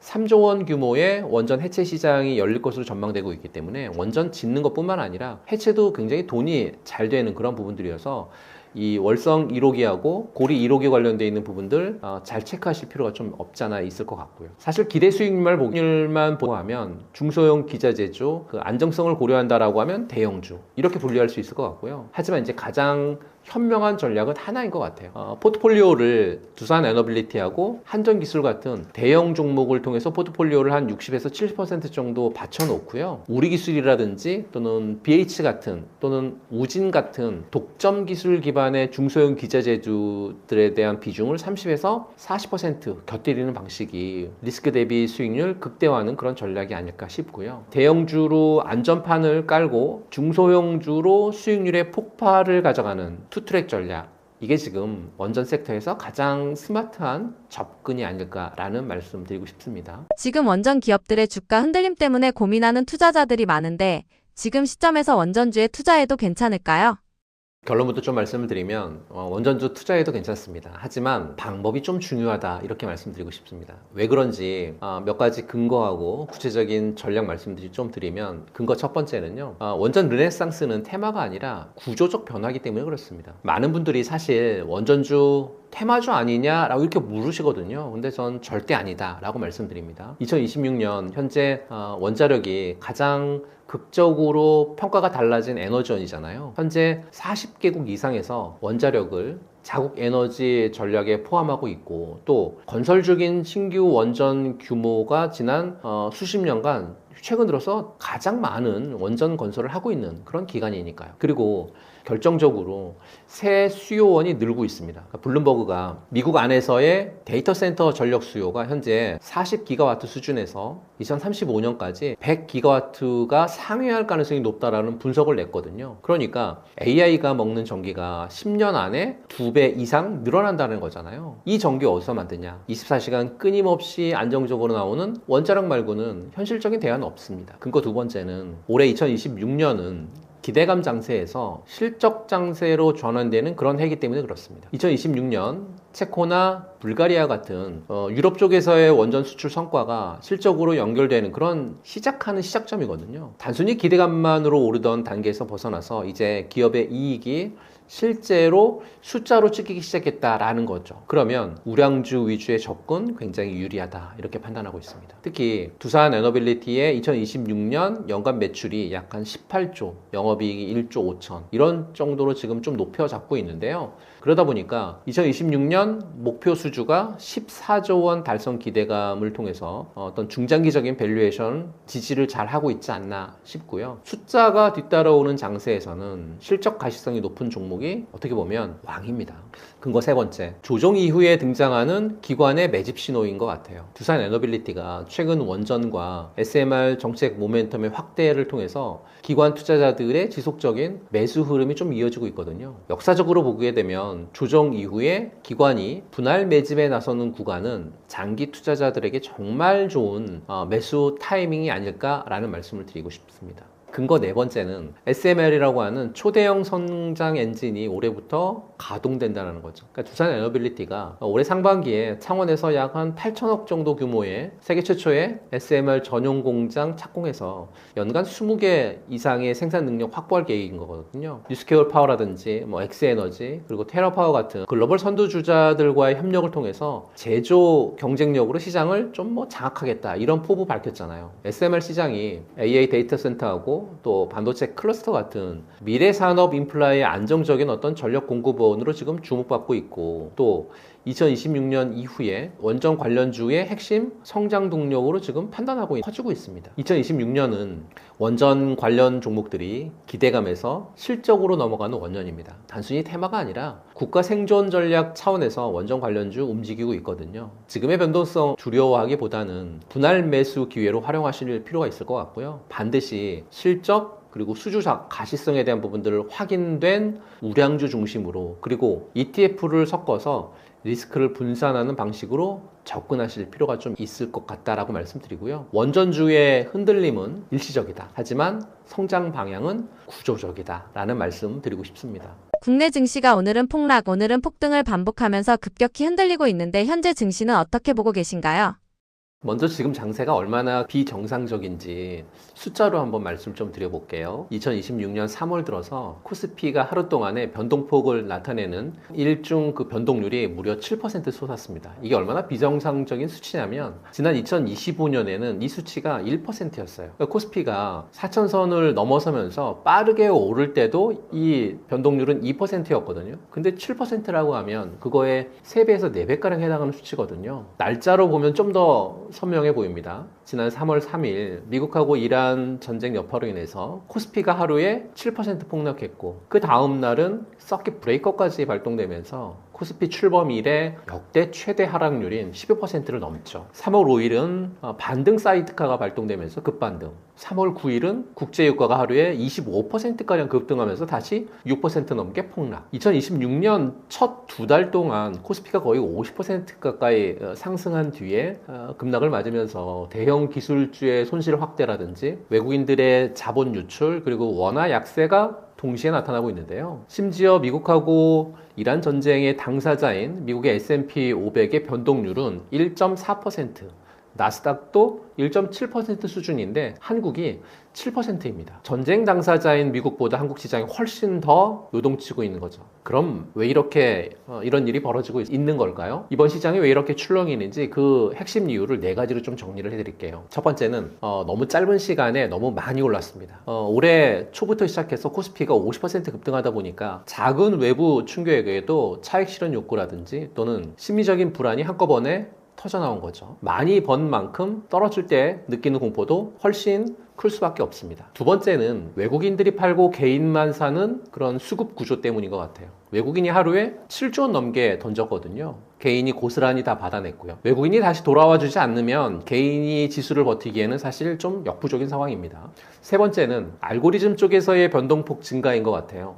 그러니까 컴퓨터 프로그램들이 하락 시로에 맞춰서 기계적으로 손절매를 쏟아내면서 우리 생각보다 훨씬 더 깊은 낙폭을 만들었으니까요. 마지막 네 번째는 공포지수의 극단적인 수치인 것 같아요. 국내 주식에 대한 공포지수인 VKOSPI가 있는데 금융위기 수준까지 치솟았으니까요. 역설적으로 이런 극도의 공포는 주가를 저렴하게 만들어서 반등의 씨앗이 되기도 합니다. 결국 지금은 이 폭락과 반등의 사이클이 아주 강하게 반복되는 그런 구간이다 이렇게 보시면 될 것 같고요. 그렇다라고 하면 이 장세를 증권가에서는 어떻게 분류하는 그거 굉장히 궁금하지 않을까요? 그래서 그것도 좀 말씀 좀 드려볼게요. 증권가에서 공통적으로 사용하는 용어가 있는데 바로 데드캣 바운스라고 하죠. 기술적 반등 구간이라는 겁니다. 죽은 고양이가 높은 곳에서 떨어지면 한번 튀어오른다 이 말인데요. 폭락 이후의 반등이 진짜 추세 전환인지 아니면 기술적인 반등 후에 재하락인지는 아직 판가름이 안 났습니다. 최근 코스피의 저점이 5050포인트이거든요. 선행 PER로 보게 되면 여기가 8배 자리예요. 8배 자리는 2008년 금융위기 때보다 더 바닥권인 밸류에이션이거든요. 그러니까 기술적 그리고 심리적인 바닥은 확인했다라고 볼 수 있는데 기술적 지표에 대한 부분들을 좀 대입해본다라고 하면 RSI가 현재 46 수준에서 과매도 구간을 좀 벗어나서 중립 영역에 좀 진입을 한 그런 상황입니다. 그러니까 이 수치가 30 이하면 과매도고 70 이상이면 과열이잖아요. 지금은 중간 어디쯤에서 방향을 좀 탐색하고 있는 그런 단계다라고 보시면 될 것 같습니다. 결론적으로 지금 시장을 한 문장으로 정의하면 공포의 클라이막스는 지났다. 하지만 확신의 반등은 아직 오지 않은 진공 상태에서의 변동성 소화 국면이다 라고 말씀드릴 수 있을 것 같습니다. 이 상태에서는 뉴스 하나 또는 유가 숫자 하나 그리고 연준의 발언 한마디에 지수가 3% 내지는 5% 오르락 내리락 하죠. 이게 정상은 아니죠. 정리해보면 지금 이 변동성은 비정상이 아니라 급등 이후에 나오는 소화 과정이다 라고 볼 수 있을 것 같고요. 폭락과 폭등의 반복의 끝이 아니라 어떻게 보면 새로운 균형을 찾아가고 있는 그런 과정이다 라고 말씀드릴 수 있을 것 같고 이러한 장세를 이기는 방법은 단 하나입니다. 상승의 시그널을 기다리는 어떤 선택의 용기가 여러분들 가운데 있으셨으면 좋겠고요. 이 세 가지 꼭 기억하셔서 잘 대응하신 전략 짜셨으면 좋겠습니다. 전쟁은 이란에서 났고 삼성전자와 하이닉스가 폭락했습니다. 어떤 영향을 받은 건가요? 이란 전쟁 장기화 가능성이 커지면서 지난 3월 9일 삼성전자가 7% 이상 하락을 하고 17만 1,000원에 머물렀었죠. SK하이닉스도 거의 10%가량 폭락을 하면서 84만 원 부근까지 떨어졌습니다. 하루 만에 10% 가까이 빠진 거죠. 주간 기준으로 보면 더 충격적입니다. 전주 대비해서 삼성전자 주가가 16%, 하이닉스도 17% 정도 하락을 하면서 일주일 만에 20% 정도가 하락을 하죠. 도대체 왜 이런 일이 발생했냐? 이걸 이해하려면 이란 전쟁이 반도체에 타격을 주는 경로를 보셔야 되는데요. 그 경로 몇 가지를 좀 말씀드려 볼게요. 첫 번째 경로는 헬륨이라든지 브롬이라고 하는 소재 공급망이 좀 막힌 거예요. 그러니까 반도체 공장은 열과 싸움이거든요. 그러니까 냉각에 필수적인 헬륨이 65%는 카타르산이고요. 근데 이번에 이란 공격으로 카타르 쪽에서의 생산 시설이 멈췄습니다. 여기에 식각 공정에 필요한 브롬은 98%가 이스라엘산이에요. 우리가 반도체 강국이라고 하지만 정말 핵심 원료는 중동에 꽉 잡혀 있었던 거죠. 이 줄줄이 소세지 같은 공급망 리스크가 주가를 뒤흔드는 첫 번째 이유고요. 두 번째 이유는 24시간 돌아가는 공장에 전기료 폭탄이 떨어졌습니다. 유가가 한때 119달러까지 올라갔잖아요. 이렇게 이제 120달러까지 치솟게 되면 에너지 비용이 감당이 안 되는 거죠. 삼성의 평택 공장 하나가 소도시 전체 전력을 쓰는데 유가가 10% 오르면 제조 원가는 수직 상승하잖아요. 물론 우리 기업들이 재고를 쌓아두고 획기적이고 또 효율화를 잘 해놨지만 전쟁이 길어지게 된다라고 하면 수익성 악화는 피할 수 없는 불안감으로 작용하겠죠. 세 번째는 외국인들의 탈출인 것 같아요. 전쟁이 터지면 외국인들이 논리 따지지 않습니다. 일단 가장 많이 오른 성장주부터 팔아서 현금을 챙기죠. 안전한 달러나 국채로 도망을 갑니다. 사태 발생 후에 첫날에만 5조 원 넘게 던졌고요. 삼성전자와 SK하이닉스가 그들의 1순위 타겟이 된 건 역설적으로 보게 되면 그동안 그만큼 매력적이었다라고 볼 수 있었기 때문이죠. 네 번째는 AI 투자 열풍에 찬물이 끼얹을까봐 겁내는 거예요. 우리의 미래 먹거리가 HBM인데 엔비디아라든지 마이크로소프트 같은 빅텍 기업들이 이걸 사줘야 되는 거잖아요. 그런데 유가가 오르고 운영비가 늘어나면서 이 기업들이 AI 투자에 대한 부분들을 좀 천천히 할까? 라고 생각한다라고 하면 AI 투자에 대한 의구심이 우리 반도체 종목들의 발목을 잡을 수 있다라는 거죠. 결론적으로 말씀을 드리면 지금은 기업 자체의 문제라기보다는 중동 리스크라고 하는 거대한 파도가 덮친 상황입니다. 단기적으로 이 소재 공급망이 얼마나 빨리 복구가 되는지 그리고 외국인들의 매도세가 언제 멈출지를 냉정하게 지켜봐야 될 그런 때고요. 너무 공포에 질리지 마시기 바랍니다. 이 흐름을 끝까지 체크하셨으면 좋겠고 그럼 지금 펀더멘탈에 대한 부분들은 어디에 와 있는지를 좀 말씀을 좀 드리면 실적만 봐도 사실은 답이 나오죠. 왜냐하면 올해 SK하이닉스의 영업이익 전망치가 170조고요. 삼성전자는 220조입니다. 둘 다 역대급이라는 거죠. 그래서 증권가에서 삼성전자의 목표 주가를 32만 원, SK하이닉스 같은 경우에는 170만 원까지 지금 높여 잡고 있는 거거든요. 지금은 지정학적 리스크 때문에 잠시 흔들리고 있는 것뿐이지 반도체의 어떤 모멘텀이라든지 유동성에 대한 환경은 여전히 튼튼하다라고 말씀드릴 수 있을 것 같고요. 오늘 녹화하는 날이 3월 18일인데 오늘 밤에 FOMC 쪽에서의 고비를 좀 넘겼으면 좋겠어요. FOMC 쪽에서의 매파적인 얘기만 안 나온다라고 하면 자연스럽게 잘 넘어갈 수 있을 것 같고 그렇게 되면 4월 실적 시즌까지 다시 추세적인 반등이 나올 수 있을 가능성이 좀 크지 않나라고 판단하고 있습니다. 결론적으로 이번 폭락은 기업의 펀더멘털적인 문제가 아니라 외부 충격에 의한 어떤 심리적인 붕괴가 무너진 과잉 반응이다 이렇게 말씀드리고 싶고요. 지정학적 리스크보다 AI 슈퍼사이클의 어떤 지속성이 반도체 주가의 핵심 변수입니다. 지정학적은 사실 어떻게 보면 결국 시간이 지나면 해결되잖아요. 그러나 AI가 만들어낸 반도체 수요의 어떤 구조적 성장은 쉽게 꺾이지 않을 테니까요. 지금 이 폭락을 기업이 망하고 있다가 아니라 좋은 기업을 싸게 살 수 있는 기회가 생겼다 이렇게 읽을 수 있는 분들이 결국 이 시장에서 웃게 될 거다라고 판단하고 있습니다. 최근 외국인들이 코스피에서 대규모 순매도를 이어갔습니다. 어떻게 분석하시나요? 이번 외국인 매도가 얼마나 컸는지 3월 3일 그 중동 지정학적 리스크가 터지자마자 외국인들이 코스피에서 5조가량 넘게 팔았습니다. 그리고 이제 3월 9일 같은 경우에도 외국인들이 7조 7천억을 하루 만에 매도했고요. 사실 하루에 7조 7천억이라고 하는 금액이 굉장히 큽니다. 역대 최대 1일 낙폭을 기록했으니까요. 지난 2월 27일 외국인들이 7조 순매도했는데 개인들이요 6조 3천 매수하고 기관들이 한 5천억 정도 순매수하면서 외국인들 던진 물량을 고스란히 좀 받아냈죠. 3월 9일 기준 수급 현황을 좀 보게 된다라고 하면 외국인이 한 3조가량 매도했는데 기관이 한 1조 2천, 거기에 나머지는 이제 개인들이 한 4조가량 순매수를 합니다. 어떻게 보면 외국인들이 돌아온 게 아니라 개인들이 4조 원 넘게 사서 그나마 버틴 거잖아요. 이 그림이 뭘 의미하냐면 외국인이 팔고 개인이 받는 구조. 지금 이게 반복이 되고 있다는 얘기죠. 그렇다라고 하면 이 외국인 매도는 한국 망했다라고 판단하는 걸까요? 아니면 다른 이유가 있는 걸까요? 이걸 몇 가지로 좀 나눠서 말씀 좀 드려볼게요. 첫 번째는 리밸런싱에 대한 부분들을 체크해 볼 필요가 있는 거죠. 올해 초부터 코스피가 정말 단기간에 50% 급등하면서 외국인들 포트폴리오에서 한국 비중이 갑자기 너무 커졌죠. 위기가 닥치니까 리스크 관리 차원에서 제일 수익이 많이 난 한국 주식부터 챙겨서 현금화한 걸 보고 있습니다. 한국 시장을 손절한 게 아니라 교과서적인 투자 대응을 한 것뿐이다 라고 판단하고 있고요. 두 번째는 증거금 부족으로 인한 강제 매도예요. 이 부분은 좀 잘 모르시는 분들이 계실 건데 무슨 얘기냐면 CME의 증거금 제도가 바뀌었습니다. 글로벌 펀드들이 내야 할 돈이 기하급수적으로 늘어났습니다. 당장 현금이 부족해졌잖아요. 어쩔 수 없이 제일 잘 나가던 한국 주식을 팔아치운 겁니다. 그러니까 급한 카드값 막으려고 당장 돈 되는 자산을 급하게 판 거랑 똑같은 상황이 지금 펼쳐졌다는 거죠. 세 번째는 원화 약세 때문인 것 같아요. 환율이 1,500원 부근까지 오르락내리락 하면서 외국인 입장에서는 주가가 올라도 달러로 바꿨을 때 남는 게 없잖아요.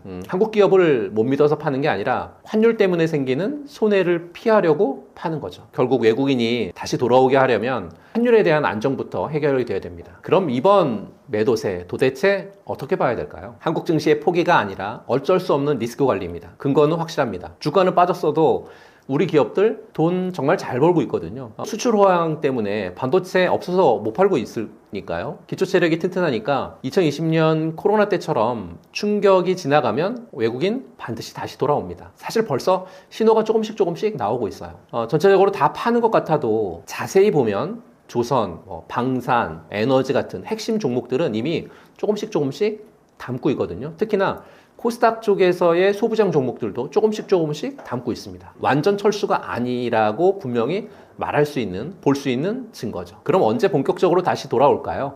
세 가지 정도 조건이 필요합니다. 첫 번째는 중동 리스크하고 유가 안정이에요. 그리고 두 번째는 환율이 1,400원 초반대까지 내려와야 되는 거고요. 세 번째, 오늘 녹화한 날이 3월 18일인데 오늘 밤에 있을 FOMC에서 금리 인하 시사 내지는 비둘기적인 발언. 이 세 박자가 맞아 떨어지는 순간 외국인 자금은 다시 한국 증시로 밀려올 것 같다라고 말씀드립니다. 중동 전쟁 여파에도 불구하고 삼성전자와 SK하이닉스의 목표 주가를 상향하는 증권사들이 많은데 그 이유는 무엇이며 앞으로도 목표 주가가 계속 상승할 것이라고 보시나요?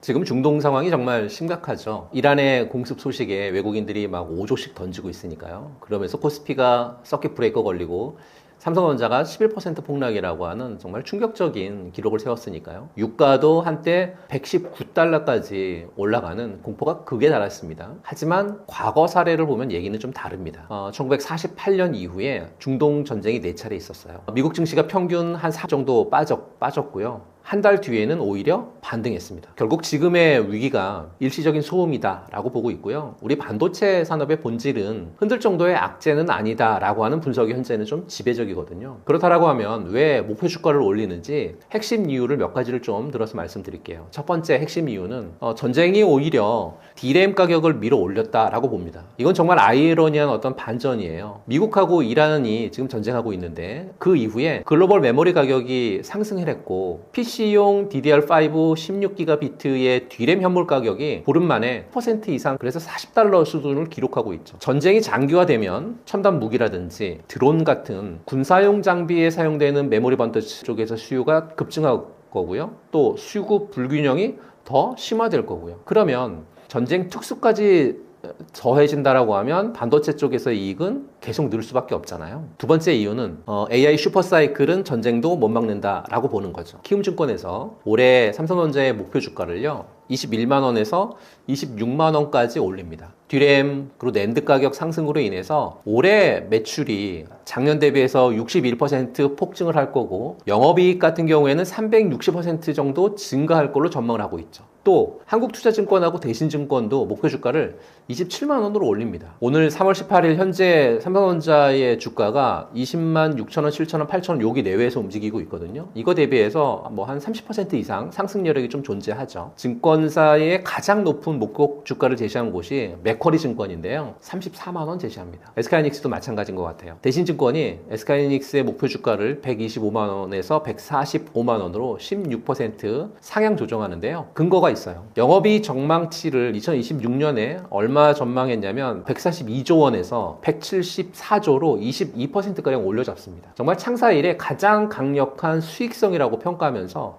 목표 주가도 올렸죠. 그런데 충격적인 건 KB증권은요 더 높게 올려잡습니다. 170만 원까지. 이런 이유 때문에 AI 슈퍼사이클이 전쟁을 막지 못한다라고 보는 거고요. 세 번째 이유, HBM 쪽에서의 독점적인 구조하고 공급이 수요를 당분간 따라잡지 못하기 때문이다라고 보는 거죠. SK하이닉스가요 2025년 3분기 기준으로 HBM 쪽에서의 매출 점유율이 57%입니다. 독과점이죠, 사실. 근데 UBS가 차세대 HBM4 시장에서도 70 정도 점유할 거다라고 예상하고 있습니다. 또한 수요 측면에서도 마이크로소프트, 아마존, 알파벳 같은 주요 빅텍 기업들이요. 올해 2026년에 145조 원 규모의 AI 데이터 센터 투자를 단행할 것으로 지금 예견되고 있거든요. 수요는 폭발하는데 공급이 못 따라가고 있습니다. 가격은 오르고 실적은 더 좋아지고 목표 주가는 계속 올리는 이 선순환 구조가 지금 계속 전개되고 있다라는 말씀을 좀 드리고 싶고요. 3월 18일 지금 현재 기준으로 삼성전자가 얼마냐면 20만 8천 원이에요. 삼성전자에 대한 리포트를 낸 애널리스트 35명이 전원 매수 의견을 내고 있고 12개월 평균 목표 주가도 25만 원 정도여서요. 한 20% 정도의 상승 여력이 충분히 남아 있고요. SK하이닉스 같은 경우에 오늘 지금 거래되고 있는 가격이 한 105만 원 정도 됩니다. 증권사의 그 컨센서스 평균 목표 주가도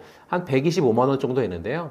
뭐 한 20 정도 상승 여력이 좀 남아 있죠. 쉽게 말해서 지금이 세일 기간이라고 말씀드리고 싶고요. 2026년 D램의 평균 가격은 올해 60%가 넘고요. 낸드 가격도 10%가 넘는 상승을 할 걸로 지금 예상을 하고 있습니다. SK하이닉스의 수익 예상치는 10%를 넘고요. 그렇다라고 하면 현재 주가는 AI 데이터 센터의 HBM 기여도를 여전히 충분히 반영하지 못한 상태다라는 해석이 가능합니다. 반도체 수출은 역대급 호황이죠. 주가는 폭락했지만 기업들의 펀더멘털은 흔들리지 않았다 라는 뜻으로 해석할 수 있을 것 같고요. 그래서 중동의 전쟁은 단기 공포고 AI 슈퍼사이클은 구조적인 혁명이다 라는 말씀을 드리고요. 공포가 기회를 만드는 순간, 그 순간이 지금 여러분 앞에 펼쳐지고 있다 라고 말씀드립니다. 트럼프 대통령이 전쟁 종전 가능성을 언급하면서 기대가 커지고 있습니다. 실제로 종전이 된다면 한국 증시는 어떤 흐름을 보일까요?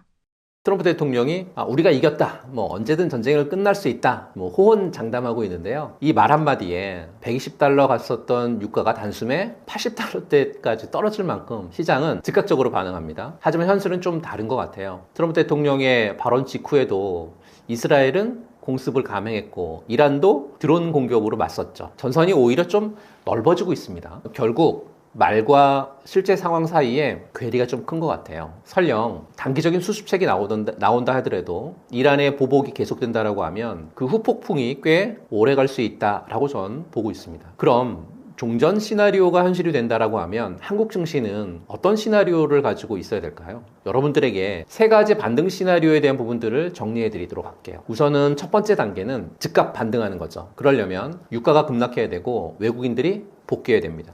코스피 반등의 핵심 패턴은 이미 3월 5일에 한번 정답지가 유출이 됐어요. 그러니까 유가 상승세가 진정이 되고 미국 증시가 회복이 되자 기록적인 급락 이후에 저가 매수세가 빠르게 유입이 됐죠. 코스피가 전날 12% 낙폭했었던 걸 단번에 돌리면서 5,700선까지 급반등했고 지수 급등으로 거래가 일시 정지될 정도였으니까요. 종전이 공식 선언되는 순간 이보다 훨씬 강한 V자 반등이 나올 것으로 예상을 하고 있고요. 트럼프 대통령의 이란 전쟁 거의 끝났다라는 발언만으로도 코스피가 6,000선 회복을 시도하는 움직임이 나타났던 걸 보게 됩니다라고 하면 실제 종전 선언 시기에는 자금이 빠르게 복귀될 것임을 충분히 짐작하실 수 있겠죠. 두 번째 단계는 펀더멘탈의 재평가 랠리인 것 같아요. 현재 실적 모멘텀이 여전히 반도체가 가장 유망한 투자처잖아요. 전쟁을 계기로 AI 투자 필요성이 더욱 커지면서 반도체 업종이 오히려 수혜를 받는다라고 하는 전망이 나오고 있으니까요. 실제로 그 국제금융센터 보고서에 따르게 되면 올해 2026년도 반도체 중심의 실적 개선, 거기에 양호한 밸류에이션 들어서 그리고 기업의 어떤 가치 제고 같은 정책 지원을 통해서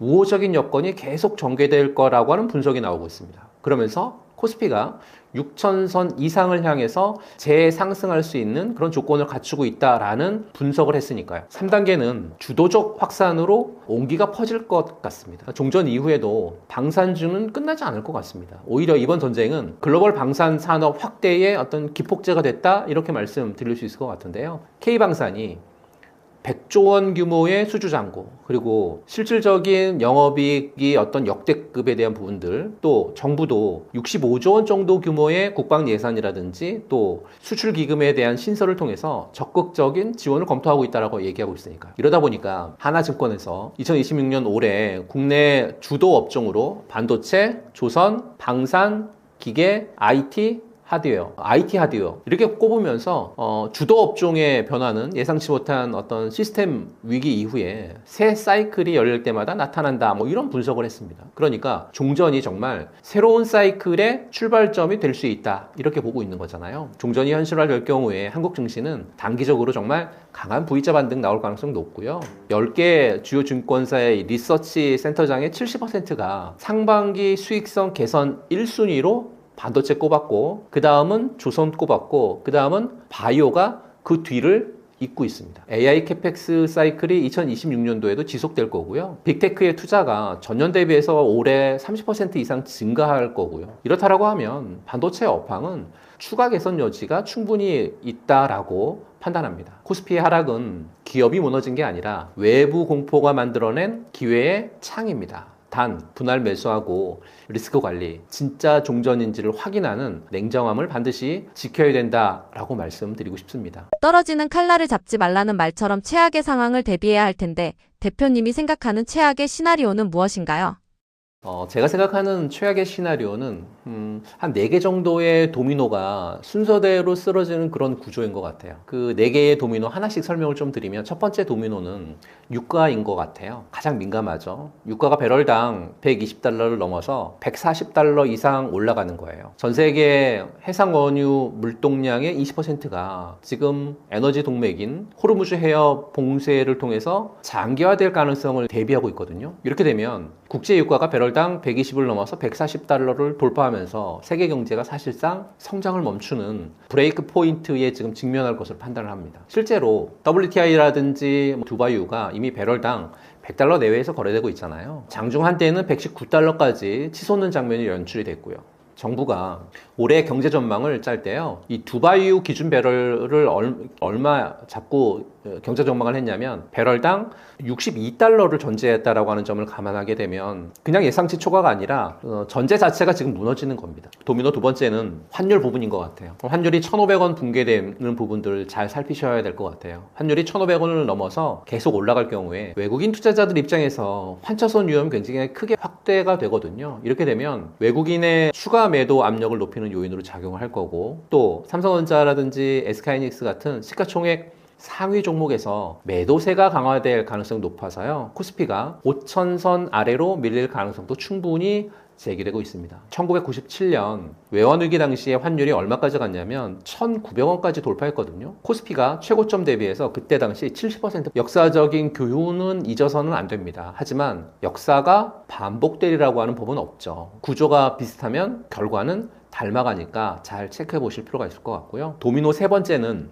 스태그플레이션 같아요. 정말 무서운 얘기가, 무서운 이유가 있습니다. 가장 우려되는 시나리오는 경기 둔화 속에 물가가 오르는 스태그플레이션이죠. 성장세는 약해지는데 물가 압력은 커지는 상황이 현실화된다고 하면 정책 대응도 한층 어려워집니다. 금리를 쉽게 내리기 어렵고요. 재정 여력에도 부담이 생겨서 기업이라든지 가게 모두 비용을 압박받는 그런 구조가 만들어질 수 있다는 거죠. 고유가는 물가를 올리고 당국은 물가 안정을 위해서 고금리 기조 당연히 유지하게 되겠죠. 그러면 시장의 유동성 줄어서 내수 침체에 빠질 거고, 금리가 높아지게 되면 자금이 예금으로 돌아가게 돼서 증시가 다시 불황에 빠지는 악순환 고리가 시작이 되겠죠. 도미노 네 번째는 반도체 수요 쪽에서의 어떤 축소, 아니면 붕괴. 그러니까 전쟁이 장기화될 경우에 원가 부담이 굉장히 커질 거잖아요. 이를 극복할 수 있는 방법은 사실상 없습니다. 더 나아가서 전쟁 장기화로 글로벌 경기가 위축이 된다라고 하면 지금 같은 반도체 수요도 장담할 수 없는 상황이고, 무엇보다 반도체는 생산의 전력 소비가 굉장히 큰 산업이거든요. 에너지 가격 급등 자체가 부담 요인이 될 수밖에 없습니다. 반도체마저 흔들린다라고 하면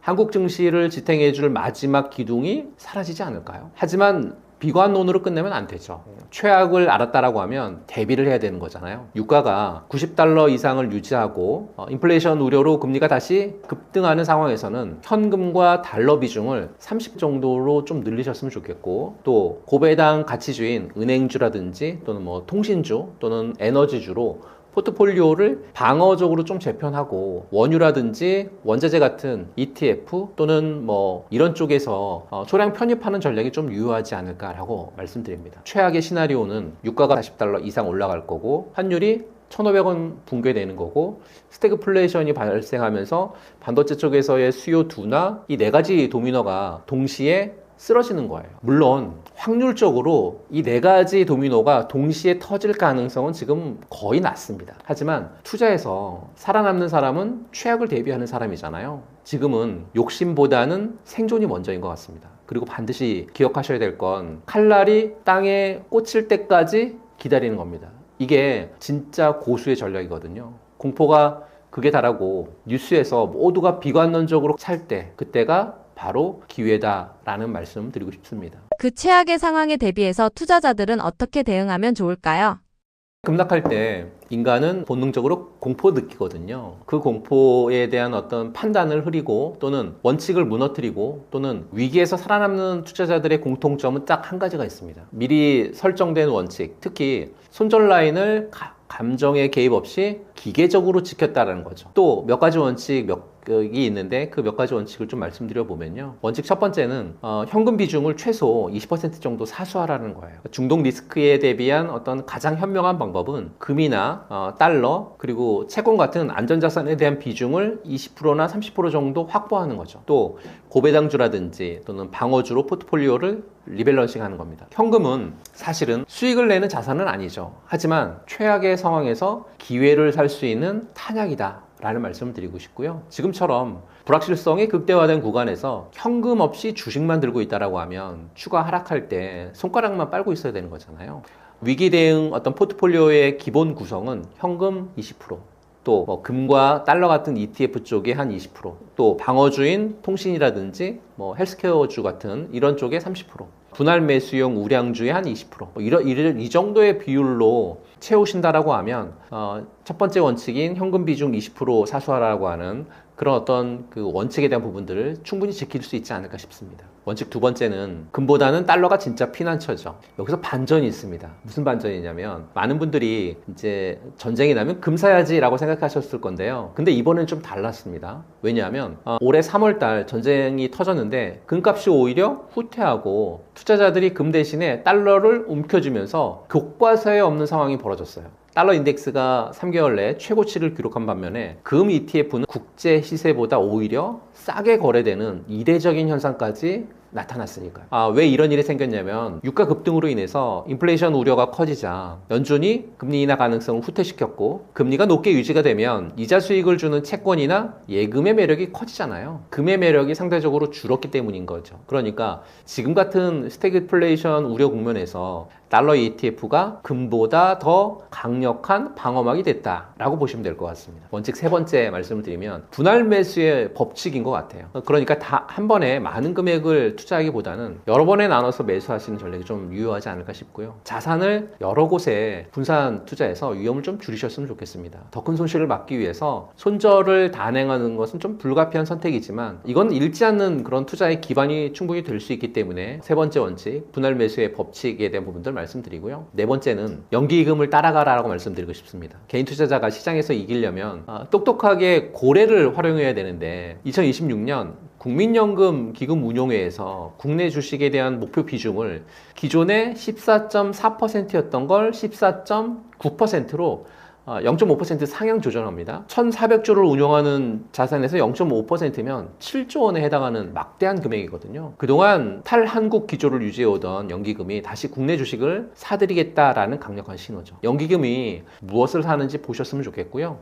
연기금 자금의 특성상 시가총액 상위 종목 위주로 포트폴리오를 구성하겠죠. 그렇다라고 하면 2026년 비중 확대 어떤 이슈하고 맞물려서 낙폭이 컸던 대형 우량주가 1순위 매수 타깃이 될 가능성이 굉장히 높겠죠. 삼성전자, SK하이닉스 같은 대형 낙폭 우량주에서 연기금 순매수 신호가 들어오는 그 시점, 그때가 개인 투자자분들의 분할 매수에 대한 어떤 시그널이 아닐까라고 말씀드리고요. 원칙 다섯 번째는 포트폴리오의 리밸런싱인 것 같아요. 지금 포트폴리오 구성 자체를 좀 바꿔야 될 때거든요. 시장의 불확실성이 클 때는 변동성이 좀 낮은 경기 방어주로 분산 투자하는 로우볼 전략이 주목을 받습니다. 경기 침체 시기에도 비교적 안정적인 어떤 실적 유지할 수 있는 필수 소비재라든지 또는 헬스케어 같은 이런 종목으로 구성된 ETF 시장 급락기에도 상대적으로 방어적인 성과 충분히 기대해 볼 수 있습니다. 동시에 수혜주도 있습니다. 그러니까 단기 변동성 구간에서는 유가 상승 수혜주인 정유주, 뭐 S-오일이라든지 방산주 중에서는 HD현대중공업, 한국항공우주 뭐 이런 종목들 급등할 수 있거든요. 중기적으로는 코스피의 주도 업종인 반도체, 뭐 조선, 기계라든지 원전, 뭐 IT 하드웨어 같은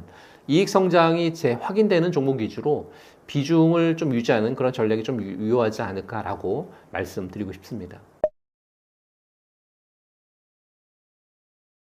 저는 경제원탑에서 매달 10일, 20일, 30일마다 무료 특강을 해드리고 있습니다. 무료 특강 안에 내용은 어떻게 되냐면요. 지금 시장 상황을 좀 일목요연하게 풀어드릴 거고요. 거기에서 종목도 알려드리면서 전략까지 세워드릴 겁니다. 시황 얘기해드리고 나면 섹터를 하나 설정할 건데요. 뭐 원전 섹터든 반도체 섹터든 섹터를 하나 설정해서 어떻게 돌아가고 있는지 지금 상황이, 그리고 섹터 안에 퍼스트 클래스 종목이라고 해서 종목을 한 5종목을 설정해 드릴 겁니다. 좀 빨리 갈 수 있는 종목들, 그리고 그거에 대한 전략까지 설정해서 말씀 좀 드릴 거고요. 마지막 시간은 암호화폐 시간이에요. 지금 비트코인이나 이더리움이 어떻게 움직이는지, 이렇게 구성되어 있는 세 가지에 대한 단락을 한 2시간 10분 내지는 20분 정도 무료로 매달 10일, 20일, 30일마다 해드리고 있으니까요. 제가 고정 댓글에다가 링크를 달아드릴 테니까요. 링크를 통해서 들어오셔서 특강을 통해서 여러분들이 많은 돈 벌어가셨으면 좋겠고, 또 시장 상황을 제대로 파악하셨으면 좋겠다라는 말씀 드리고 싶습니다.